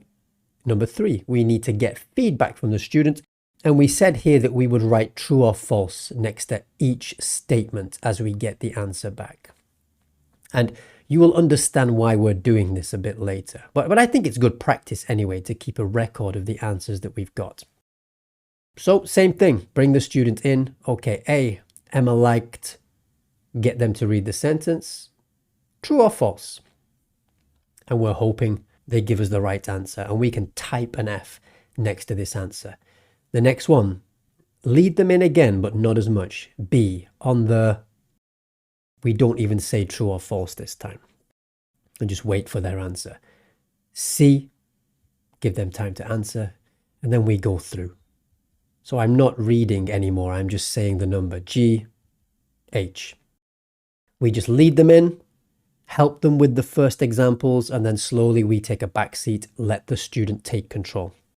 We give them those examples to show what we expect from them. So now we've got our answers. We've got this information from the worksheet. So what do we need to do now? What's the next step? So let's take a look at number 4. Help the student to make some sentences, not third conditional, about what happened to Emma, using the statements as a guide. So we're going to use these now to help the student create some sentences. So I think the best way to do this is let's take away our notes here on the left, and let's imagine we're looking at the screen and seeing what the student would see. Let's imagine we're in the lesson now. It doesn't have to be just like this, but I've got the worksheet on the left. It could be on the right. It doesn't matter. But I've got the worksheet on the left, so this is what the student can see. And on the right, I've got some space to type some information for the student. We've been through and we've got our true or false answers already. And now we said we want the student to start making some sentences. Let's bring them in here again. So Emma liked her present job. Okay, false. So did she like her present job? And by this stage, they should say no. So yeah, no, she didn't like her job. Emma hated her job. So what did she do? And they've already read through the article, so they should be able to give you something like this. Emma hated her job, so she looked for a new one. If they're a bit stuck here, we can just give them this first sentence if they can't do it themselves, just to show them what we want. And we'll repeat it again. We give them another stem. She overslept because, and this comes from the second one here, Emma overslept. So she overslept because and we hope the student is going to give us something like this. It does not have to be the same as my sentence here. Why have we given them these first 2 examples? Why have we worked with them for these first 2? It's exactly the same as before. We just want to show them what we expect, so that when we set the task now, when I say, okay, 5 minutes, 3 sentences about Emma's day, go. We let them work. And when we come back, we take their sentences. You may get sentences back with some mistakes in them, and then you can use the techniques you learned about in the error correction section to help them to correct the errors. Remember to decide which errors are important and which are not important at this moment. And if you get sentences back that have some mistakes, you can decide whether you think those are important to cover right now or whether you can just leave them until later. Remember, the focus of your lesson is the third conditional. So that should be our focus. And now look at these sentences that we've got. Why have we gone through to get these sentences? Why did we set this as a goal?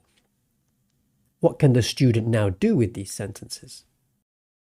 Yeah, we've set the student up for the next stage of the exercise. So the student can use these sentences now to change them into the third conditional. We've given them a starting point. I keep talking about giving them the building blocks. These are the building blocks that they need to work with the third conditional.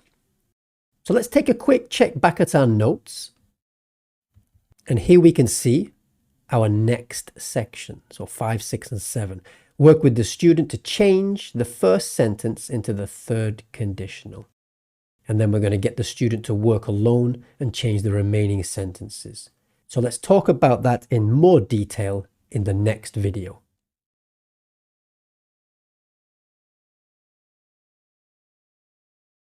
Here's where we left off in the previous video. And before we go further and just wrap up this practice section, let's have a quick review of what we've done so far. So first, we pre-taught the vocabulary to get the student ready for the reading exercise.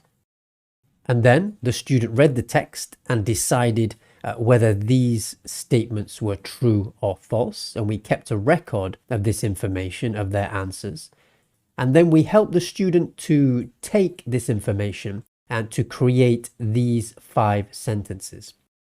And we did that so that the student has a base. They have something here that they can use to change into the third conditional. And just one quick thing that I wanted to mention. When you're going through an exercise like this, occasionally you might have a student who's really on the ball. They might pick things up very, very quickly, and you could just fly through these exercises. And what can often happen is you end up with an awkward 10 minutes or so at the end of the lesson when all the material is finished and you have nothing else planned. And you're suddenly thinking on your feet of how to fill up this last 10 minutes of the class. Because you can't just end the class 10 minutes early. The students paid for the full 60 minutes or the full 30 minutes. You need to keep teaching. So if that's happening and your student is really just flying through this, you can slow them down by asking them for more detail. So we know that people on the train were staring at Emma. We know this is true. You could ask your student why.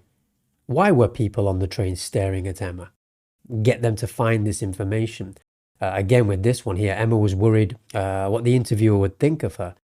Ask the student, why was she worried about what the interviewer would think of her? And this will get them to just do a little bit more work, and it will slow them down. It's better for the student because you're challenging them. If something's really easy, it's not very beneficial. So you're making it harder for the student, making them work a bit harder to get more benefit from the exercise.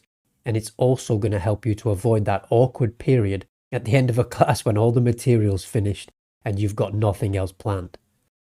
So what are we going to do now? If we think back to our procedure for the practice section, what do we need to do now?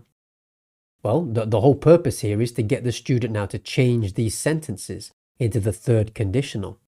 So before I give you an idea of how I would do this, just have a think about it yourself. With everything you've learned so far, how can you now direct your student, at least help your student at the beginning, to change these sentences? And let's just begin with one as an example. How are you going to get them started? What I would do here is I would just ask them a question. So we know here that Emma hated her job, so she looked for a new one. But what if Emma had liked her job? Would she have looked for a new one if she had liked her job? And I can give the student just a stem like this, the start of a sentence to try to get them thinking. So if Emma had liked her job, she wouldn't... And just try to lead them in here. They might not get it at this point, but they might. They might be able to do this with a bit of help. And we have our first example.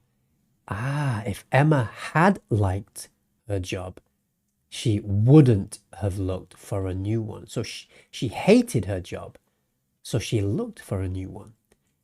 If Emma had liked her job, she wouldn't have looked for a new one. Okay. So let's look at the next one. And I'm speaking to the student now. This is how I would do this in the lesson. She overslept because she forgot to set her alarm. She forgot to set her alarm. What if she had set her alarm? She didn't forget. What if she had set her alarm? If she had set her alarm, she wouldn't... And you can point the student here to the word, just give them some help. If she had set her alarm, she wouldn't have... And help the student to complete this sentence. And here we can just drill the structure a little bit more. If Emma had liked her job, she wouldn't have looked for a new one. If she had set her alarm, she wouldn't have overslept. Now, at this point, I think this is a good time to actually introduce the name of this structure to the student. Because remember, up to now, we haven't even told them what this is. We're just introducing them to this idea and now letting them practice with it. So right now, I would do something like this. So this sentence, had liked, wouldn't have, would have, had eaten, had been. If she had set her alarm, she wouldn't have, would have, could have, had eaten, had been. These sentences are the third conditional. At this level, at upper intermediate, your student will already have learned about the first conditional and the second conditional. And they might even have seen the third conditional before, but not necessarily studied it. So they'll have an idea of what we're talking about here. And we can just go through this structure with them, try to point them to it. So, how do we make the third conditional? We use, and they will say if. We use if plus had set, had liked, had eaten, had seen. If plus past perfect. And then what do we have? Wouldn't, would, could, couldn't, might. And you're getting the student to complete all this. Plus past participle. Get them to read it again. So how do we make the third conditional? If plus... Get the student to read through this. Again, right now, it doesn't matter if they're still a bit confused. It's a lot of information. Imagine you're a native English speaker and all this is in Italian. We have to remember to put ourselves in the student's position. So if they still sound a little bit confused, don't panic. It's completely natural. This is why we're giving them a chance to practice. This is why they're having a lesson. It's very unusual to be introduced to something like this the first time and understand it perfectly in one lesson. It never works like that. They'll practice in this lesson, they'll try to produce in this lesson, they'll go away, revise it, they'll review it in a later lesson. It's not about getting it perfect in one class. So now that they understand the name of this now, we've introduced them to the name of this structure and we've given them a basic idea here. We've told them how to construct the third conditional. We can now instruct them to complete this exercise. So 1, 2, 3. Change these sentences into the third conditional. If, past perfect, would, could, might have, plus past participle. 1, 2, 3, change into the third conditional. 5 minutes, go. And that's it. We've set the student off, we've given them 2 clear examples, and we've also given them the name and how to make this grammatical structure. And what's next? So we let the student work. What do we need to do next? As always, we need to get the feedback. So after the student has had some time to try to convert these sentences into the third conditional, we'll get some feedback from the student. So we could even begin something like this. Okay, so people stared at Emma because she wore slippers on the train. What if she hadn't worn slippers? If she... Well, just get your student started with this answer. We can do the same for the others also. And when they give us the sentences, we can write them down, or we can type them out. At this point, you may well get some mistakes. So for example, if the student says to you, if she haven't wear slippers, if she didn't wear slippers, we know, if we remember what we talked about in our error correction lesson, we need to correct this because it's the key. This is the key vocabulary. And we can do it by pointing them back here, pointing them to the structure. Emma had liked. If she had set. If she haven't. Had. If she haven't worn. And the student will pick up that they've made a mistake. But we have to remember to only correct things that are relevant to the goal here. If your student here has spelt slippers wrong, it's not important right now. The point here is the third conditional. And now we've got our sentences. And I've just put this here in brackets just to let you know you need to accept whatever type of English they give you. Got is British English, gotten is American English. Not important in your lessons, whether they use American English or British English, Australian English. Don't try to push them towards one type of English. If they want to use American English, let them use it. If they want to use British English, let them use it.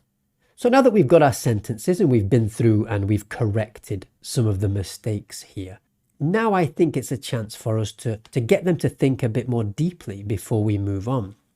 So I might say something like, did these things happen? Did she like her job? If Emma had liked her job, did she like her job? And here the student's going to say no because they understand we already got this here. She didn't like her present job. Did she set her alarm? No. Did she wear shoes? No. And we're going to go through this, get them to think about, did these events actually happen? So why do we use the third conditional? Why do we use these sentences? To talk about things that did, and try to see if your student can pick up why we use these. I'd finish with something like this. Okay. We use the third conditional when we are talking about, get them to read this. We're using our imagi. And so now we've given the student a chance to practice. We've told them the name of the structure. We've told them how to make it. We've helped them to make it. And we've also explained why we use it. They're not going to retain all this information perfectly, but at least we've given them this information now. They can screenshot this, they can review it at a later date. So now that we've planned this, we've really decided how we're going to deliver this to our students in the best way possible, to give them the best possible chance of being able to use the third conditional. We need to go back to our notes. Because if you remember in the presentation stage, we said that like this much information is too much for a lesson plan. We're just writing this much detail now because we're thinking about how we're going to do this. It's a great idea to break it down like this, but it's no good having a lesson plan with this much information. It's too difficult to try to find out where we're up to. What we need to do now is to condense this and put it on our lesson plan in a way that makes it really easy to follow when we're in the lesson. So here's our lesson plan again for a very bad day. We have our warmer, we have our presentation. So now let's add the practice notes here. So number 3, practice. Pre-teach the key vocabulary in order to help them comprehend the text. The student then reads the text. We can work on the first answer or paragraph together. Then we get the feedback. Are these statements true or false? Create sentences from the statements to describe what happened to Emma, and we can help to get the student started. And we then change the sentences into the third conditional. Emma didn't like her job. If she had liked her job, she wouldn't have looked for a new one. And at this point, we can elicit the structure from the student. We can drill the structure by introducing it and the name here of the third conditional. And then after we set them the task, we get the feedback and we can try to elicit why we use the third conditional. And there we go. That's our practice session planned and ready to go. So now we've done the practice session, the student is ready for the production. And in the next video, let's talk about the procedure for the production stage.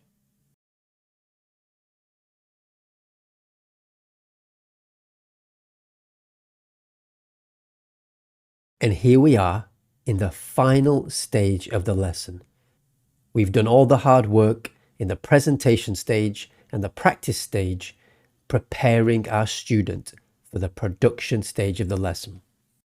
And it's here that we'll find out whether we've done our job correctly, because if we prepared and delivered the presentation stage correctly, and we also prepared and delivered the practice stage correctly, then this stage, the production stage, should be straightforward because we've done all the hard work getting ready for this. If your lesson doesn't work here, if the production stage is problematic, more likely than not, we've done something wrong. We got something wrong in the presentation stage or in the practice stage. So before we talk about what we're going to do in the production stage, I just want to have one final reminder about why we are doing the things that we're doing. It's so important to keep this in mind. If you can really understand why you're doing the things you're doing as a teacher, it will make you a better teacher.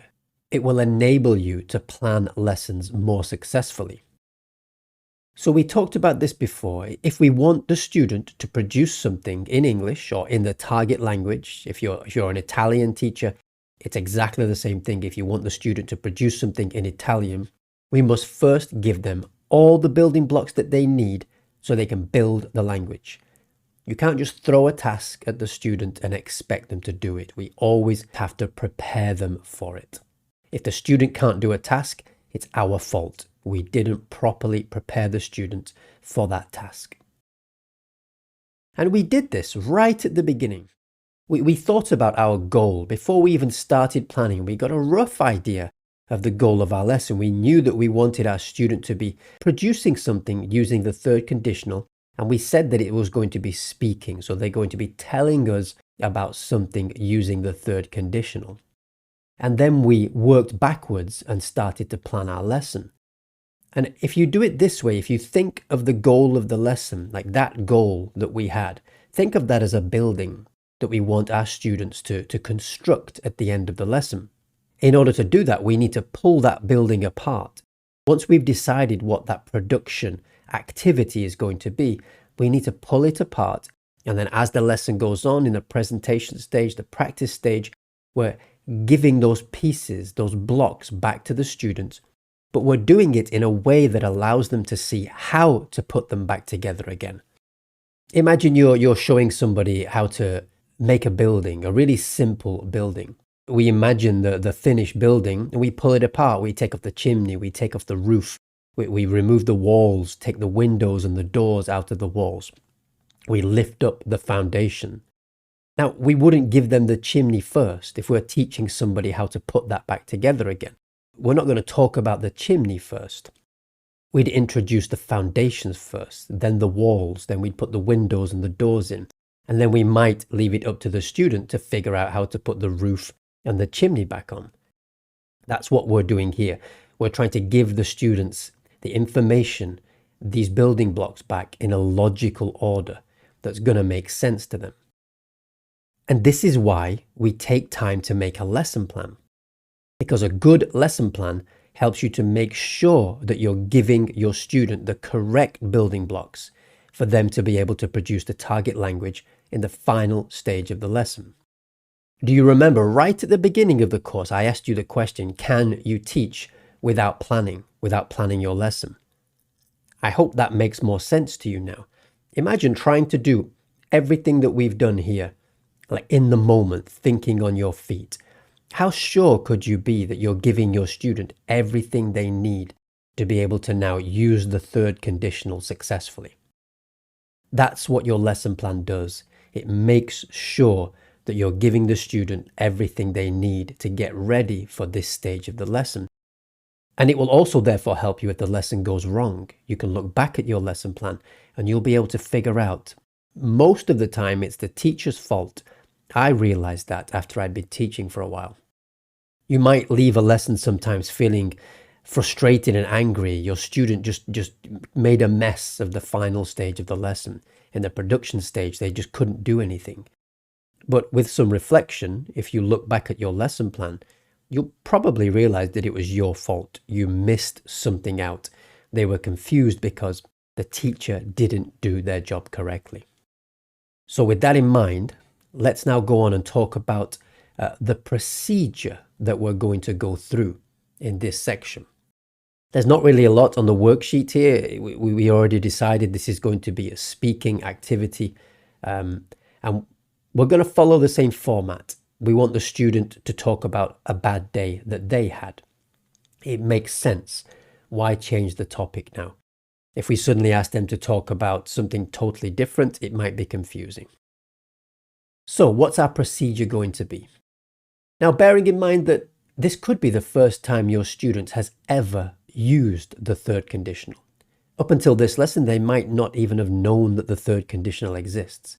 So what could we do now?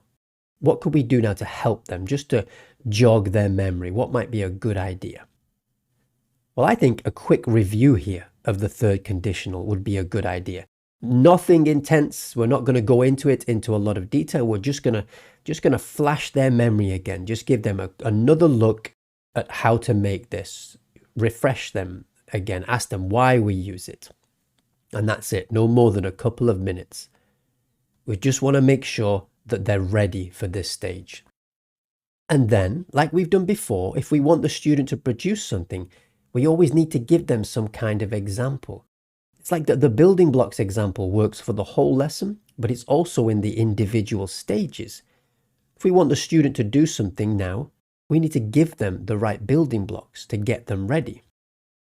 So I think we're going to present an example of the production to them. The teacher should talk about their bad day. So if it's me, I'm going to talk about a bad day that I had. And I'm going to use the third conditional in my example. I'll get the student to read through it, and I'll elicit some information from the student to make sure they understand what it is. So what is it they're reading? What is it talking about? Does it use the third conditional? Why do we use the third conditional? Just get the student to understand what it is they're reading, because this is a framework that they're going to use to then talk about their bad day. We're always getting the student ready. So next, we're going to give instructions correctly, and we're going to get the student to write about their bad day. I would, after here, you see, I put a maximum of 5 events or 5 situations. It's always a good idea to give your student some kind of limit, some kind of goal to aim for. If you don't here, think about what might happen. They might write about one thing and they don't understand. Oh, sorry, I thought you just wanted me to write one thing. You need to let them know exactly what you expect. If they write about 4 things, it's okay. If they write about 6, it's okay. But we're just giving them something to aim at. And we make it clear through our example in part 2 that they must use the third conditional. And we're going to, again, here we need to give them a time limit. You have to decide in your lesson how much time you have left in the lesson, how well you think your student is going to cope with the task, and give them an appropriate time limit. So the student's going to work on this, and then what do we need to do next? As always, we're going to get the feedback from the student. So in this case, the student is going to read from their notes. They're going to tell us about their bad day. And what do we need to do when we're listening to this?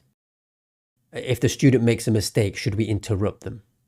Of course not. We talked about this early in the course.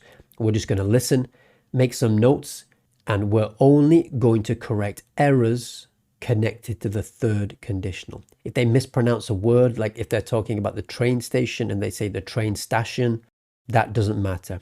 But if they say, if I haven't been late, I won't have, then we know we need to step in, use our error correction techniques, send the error to them and help them correct this.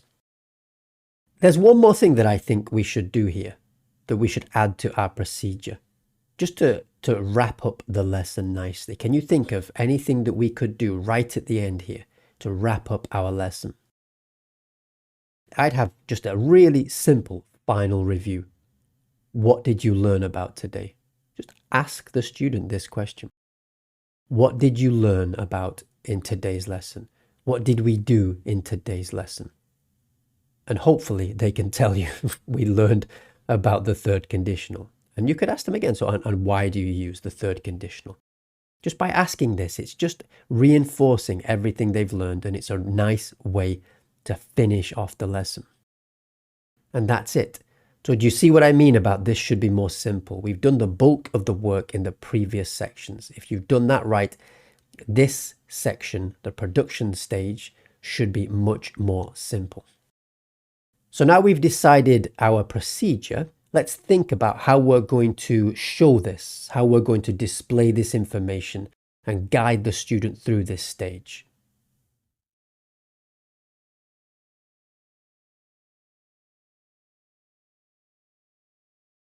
This is where we left off in the previous video.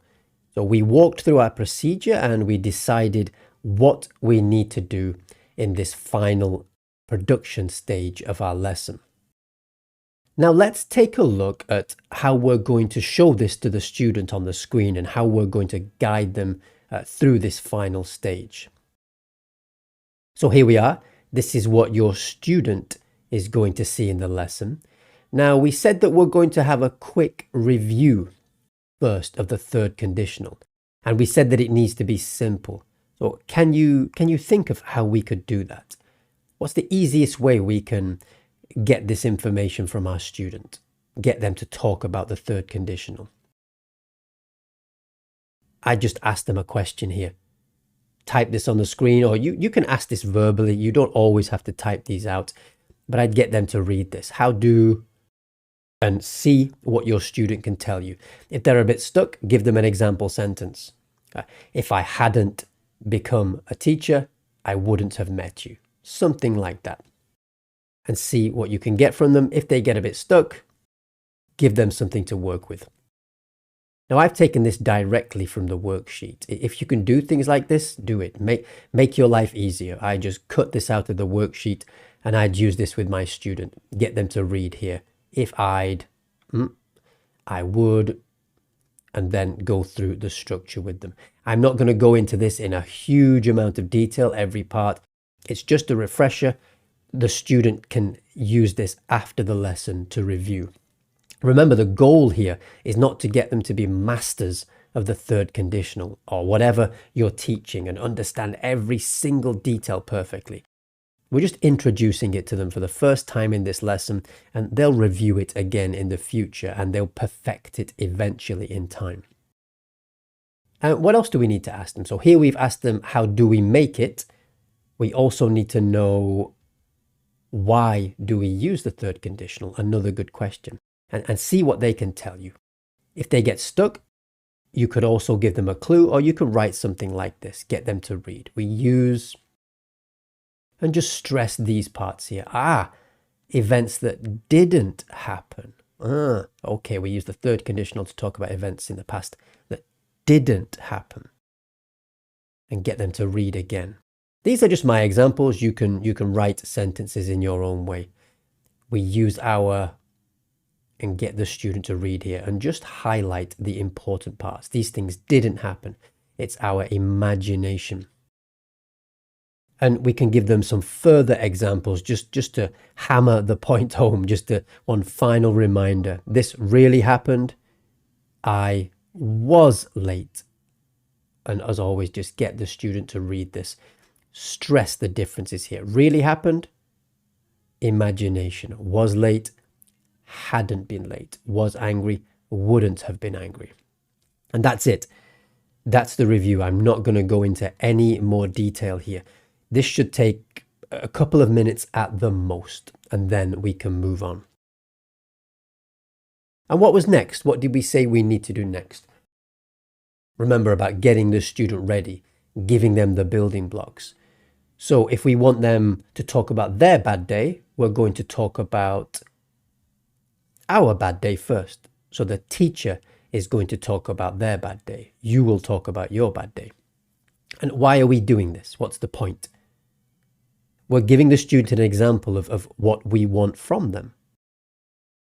I would go through this. I might read the first one and then get the student to take over. So yesterday, I fell over in the street because I wasn't paying attention. So this really happened. Yesterday, I fell over in the street because I wasn't paying attention. What if I had been paying attention? I can use the third conditional. If I had been paying attention, I wouldn't have fallen over. And here you can stress with your student. Did this really happen? Did this really happen? No, this is imagination, this sentence. And this is the third conditional. One situation, reality, imagination. And then I'd go through, maybe get the student to read from now on. Later in, just lead them in, get them to read. Introduce the third conditional sentence, next situation.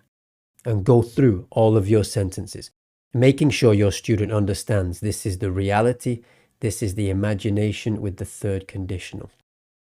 Ask them now, how many situations? 1, 2, get them to count these situations.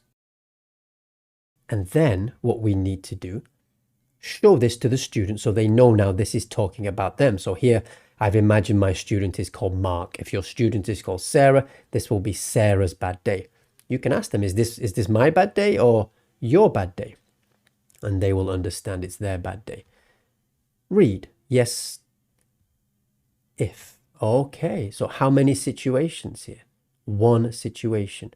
Reality and that's it. Guide them through. Do the same with each of these. Go through with all of these stems. Make sure they understand. This is what happened. This is the third conditional, the imagination. How many situations? 1. Whose bad day? Just reinforcing their understanding. Okay, 5 minutes. Write about your bad day. 5 situations, your bad day. Reality, imagination, third conditional. Go. And let the student work. And just a quick note, why have I done this? Why have I given them these like stems here? What do you think could happen if I don't give them this? They might spend a lot of time just thinking how to get the sentence started. Here, I'm just helping them to get going, to tell them, okay, we're going to think about yesterday. Here's later in that day. Just giving them a bit of structure so they're not too worried about it and they can focus more on the grammatical, on the third conditional, not worrying about the entire sentence. I find this works. Always, if you can, try to give your students a framework to work within. Give them some limits, some boundaries. It will help them.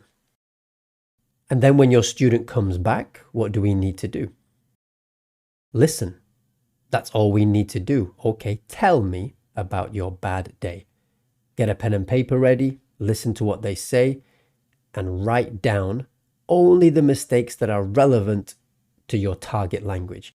If they talk about travel here, they were traveling somewhere yesterday and they say train station, do we need to correct that?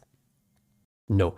But if they say, if I haven't took the train, then we write that down. So let them speak, don't interrupt them, write down any relevant mistakes, and then after, use your error correction techniques, help them to correct the mistakes. Whatever happens, be positive here. Congratulate them, tell them well done, because they've just done something extremely difficult in another language. Even if they get every sentence wrong, we still say, well done, good work today. And before we move on, don't forget to ask them that one final question. What did you learn today? What did we talk about in the lesson? One final bit of reinforcement, just reminding them of what we've been doing. It's also a really nice way just to wrap up the lesson. And that's it, the lesson's done. Here's the reward for you as a teacher. Teaching is really hard work. You spend a lot of time planning lessons, preparing materials. In the lesson, you have to use a lot of energy. It can be quite stressful and frustrating. But in this section, when you hear your student using the new language correctly, and you remember that just 50 minutes ago they didn't know how to use this, you've helped them to improve. And this is where the satisfaction comes in. If we do this correctly, the student leaves the lesson feeling good, and you leave the lesson feeling satisfied that you've done your job correctly and you've helped this person towards their goal of using the English language or whatever their target language is. And now we just have one more thing to do before our lesson plan is complete. We need to condense the procedure, the notes that we made, and put them onto our lesson plan so they're easy to follow in the lesson. So this was our procedure, not as much as in the previous stages. As we said, this should always be a bit shorter. If we've done our job properly before, there shouldn't be as much to add at this stage. And here was our lesson plan. So we had our warmer, our presentation, the practice, and on the next page, we can add our production. Quick review of the third conditional, what and why. Give the student the example of my bad day, so the teacher's bad day, and then elicit the details. 5 situations, reality, and then imagination with the third conditional. Give the skeleton of the student's bad day. So remember, we gave them those sentence stems to get started. 5 minutes or however many minutes you decide to complete the task. Feedback, correct errors as needed. And then we finish with a general review. What did you learn today? And that's it. That's our lesson plan complete. And now we're ready to meet our student in the lesson.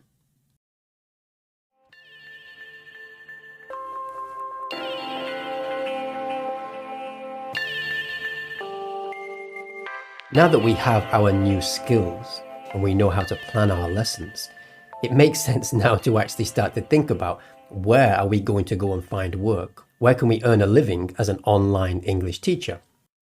So I'm going to share some information with you, talk about some platforms that I know of, some of which I've used, others that I haven't used, but I know a little bit about, just to give you a chance to get started, to get your foot in the door. One thing I'm not going to talk about is working completely independently as an online teacher.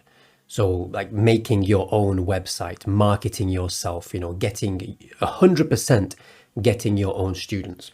That's something I've never done, and I don't have experience, so I don't feel comfortable trying to give you advice about that. What you can do is go on YouTube, go on Google, and just search for information about that. There are lots of people out there doing it, and lots of people who'll be willing to give you advice.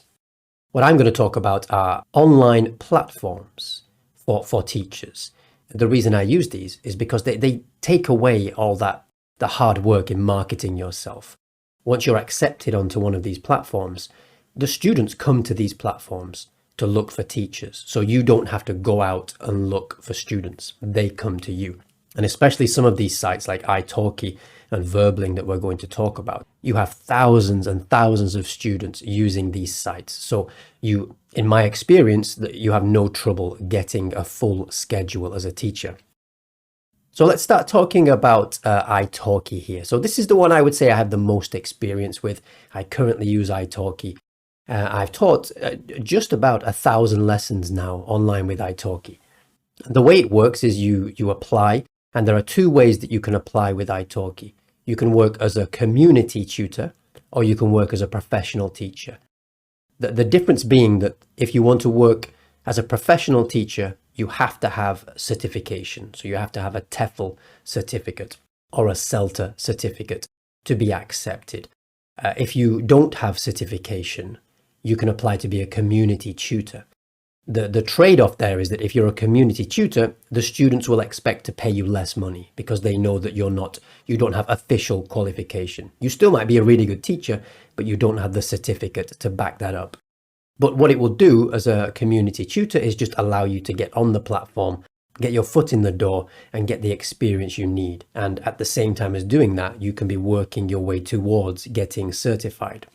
But whichever way you do it, if you become a professional teacher or a community teacher, the setup is the same once you're inside italki. So you'll create a profile video where you can advertise yourself to the student, talk about your teaching style, how you're going to help the students.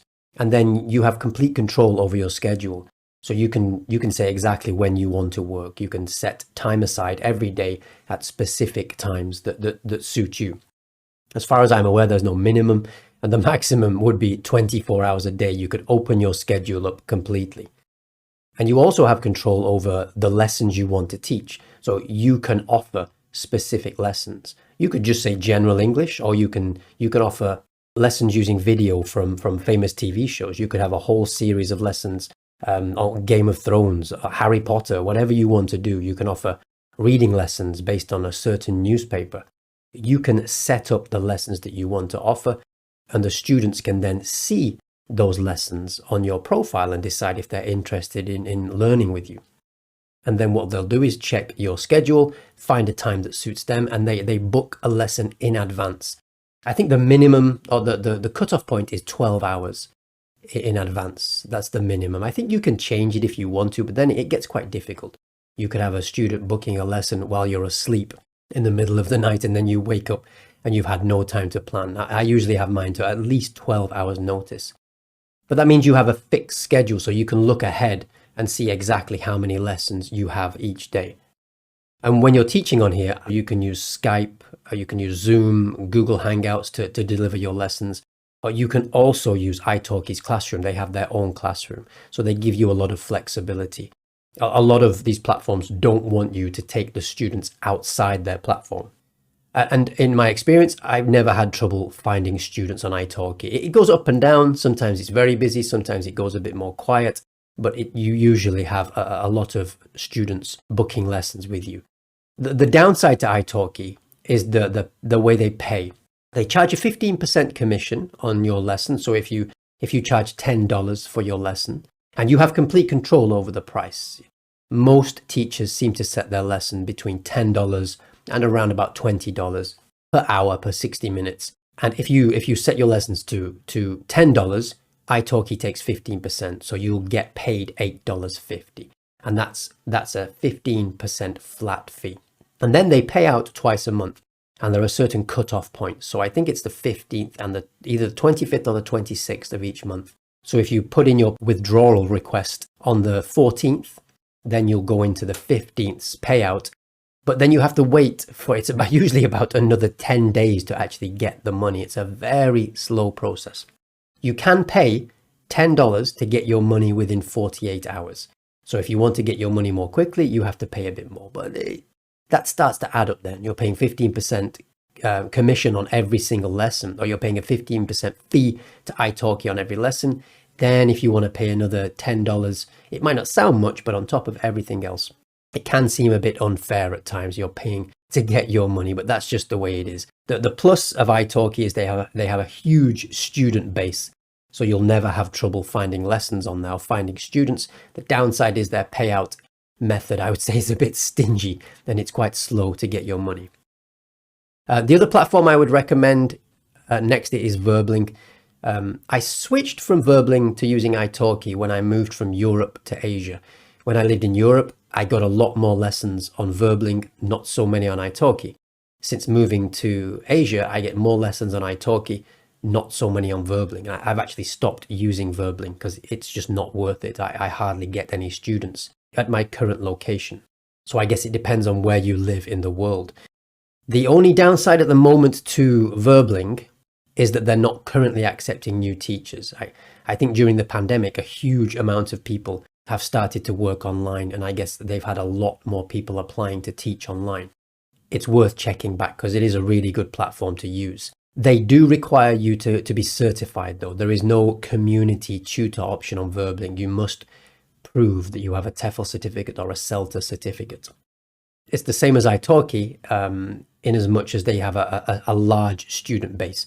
So you generally have no trouble finding students and getting lessons on your schedule. As I said, for me, Verbling was much better when I was in Europe. So I'm not sure why that was. It might just be coincidence, but it seemed to be much more effective in Europe. The one of the big pluses compared to italki is Verbling, the way they pay out. Unless they've changed it, they pay out. If you work from Monday to Sunday, the cutoff point is the Sunday evening, and they pay out on Monday. And it's usually within 24 hours, and you don't have to pay any extra money to get your money. Verbling also charges a 15% commission, so it's the same. You have the same flexibility to set your schedule, set your lesson prices, decide what kind of lessons you want to offer to the students, but they charge you a fee for every lesson. That's just what you have to do to be able to use their platform and to be able the convenience of having a large amount of students coming to you instead of looking for students. So they charge a 15% fee also. The next one I would recommend, and this would be really for somebody who isn't qualified, you have no certification, no experience, you're going through this course and you just want to get started. This one here, Cambly. I have an account with Cambly, but I've never used them. But the reason I'm recommending it is because here we say no teaching certificate, you don't need a degree, and you don't need any experience. The setup with Cambly is a little bit different. Unlike Verbling and italki, where students book specific lessons with you. So a student might book a reading lesson with you on Monday between 9 to 10. Another student on Monday might have a listening lesson from 11 till 12, and you know in advance who you're going to be teaching. You can find out about their level. You can plan in advance. What Cambly does is you set your availability on your schedule, and then you're just available during that time. Students don't book in advance. So you sit down at your computer. If you said you're going to be available from 9 a.m. until 2 p.m., you sit down at your computer at 9 a.m., webcam on, microphone ready, and a student will see which teachers are available and they'll request a lesson there and then. So you don't know who you're going to be teaching in advance. You've no time to prepare. The positive to that is they usually just want conversation classes. So they just want to practice talking. Here it says here, get paid to chat with people from around the world. So these students aren't really expecting a structured lesson. But what it will allow you to do is just get used to talking to students. You can put some things in practice. You can still help students to correct errors, for example. From my memory, students, if they like you, can then request lessons with you in the future. So they can request specific lessons. They want an hour with you. So I do think it can lead to more structured lessons. But the great thing about this is it will just get you started and get your foot in the door. I'm not 100% sure about their payment. You get paid for your talk time. And I think it works out round about $10 per hour. So it's not fantastic. It depends where you live in the world. But as I said, it'll just allow you to, get your toes wet, just experience what it's like trying to help a student. So the last one that I'll mention here is another platform called Preply. This is another well-known platform. I have used Preply. The reason I stopped using it is because on platforms like italki and Verbling, they allow you to offer a trial lesson. So it's usually 30 minutes. You charge a small fee. It's like $5 or $6. Gives students a chance to get to know you, ask you any questions, and it kind of gives you a chance to display your personality, your teaching style to the student. It's a bit more informal than a normal lesson, but it's just a good chance to attract students with a cheaper fee. Preply doesn't work like that. Preply, they expect that every new student gets the first lesson for free. So Preply takes 100% of the commission every time you teach a new student. And you only start earning from that student if they book another lesson with you. And I think the more lessons you have with the same student, the less commission Preply takes. But they take 100% commission on that first lesson. For me, I don't know, that's not great for me. This is a very popular teaching platform. A lot of people use it, so people do have success with it. And I just thought I'd mention it here because it's one of the more well-known ones. So those were the options that I'd say get started with. You can obviously Google for online teaching platforms, best place online to teach. And there are so many out there, too many for me to mention in one video. If you don't have any experience at all, maybe you're still a bit nervous about getting started, I'd go with something like Cambly because it's a bit more informal and it'll just get you in there, get your foot in the door, get used to dealing with students, and you can at least practice some of the skills we've talked about. You can certainly practice error correction with the student here in a bit more of an informal atmosphere. If you have certification, Verbling once they're offering, once they're taking on teachers again, italki, I think overall is probably the best one because they give you the option of being a community tutor or a professional teacher. So it works really well for people who have qualifications and people who don't. You can get started either way. And it's really flexible. You can set your schedule. You can decide what lessons you want to teach to the students. You can set your own prices. And it's a huge marketplace. There are so many students there. And I've never had any problem finding students here. So those would be my recommendations. Whichever one you choose, I wish you the best of luck. And I genuinely hope that you find success working online as a teacher.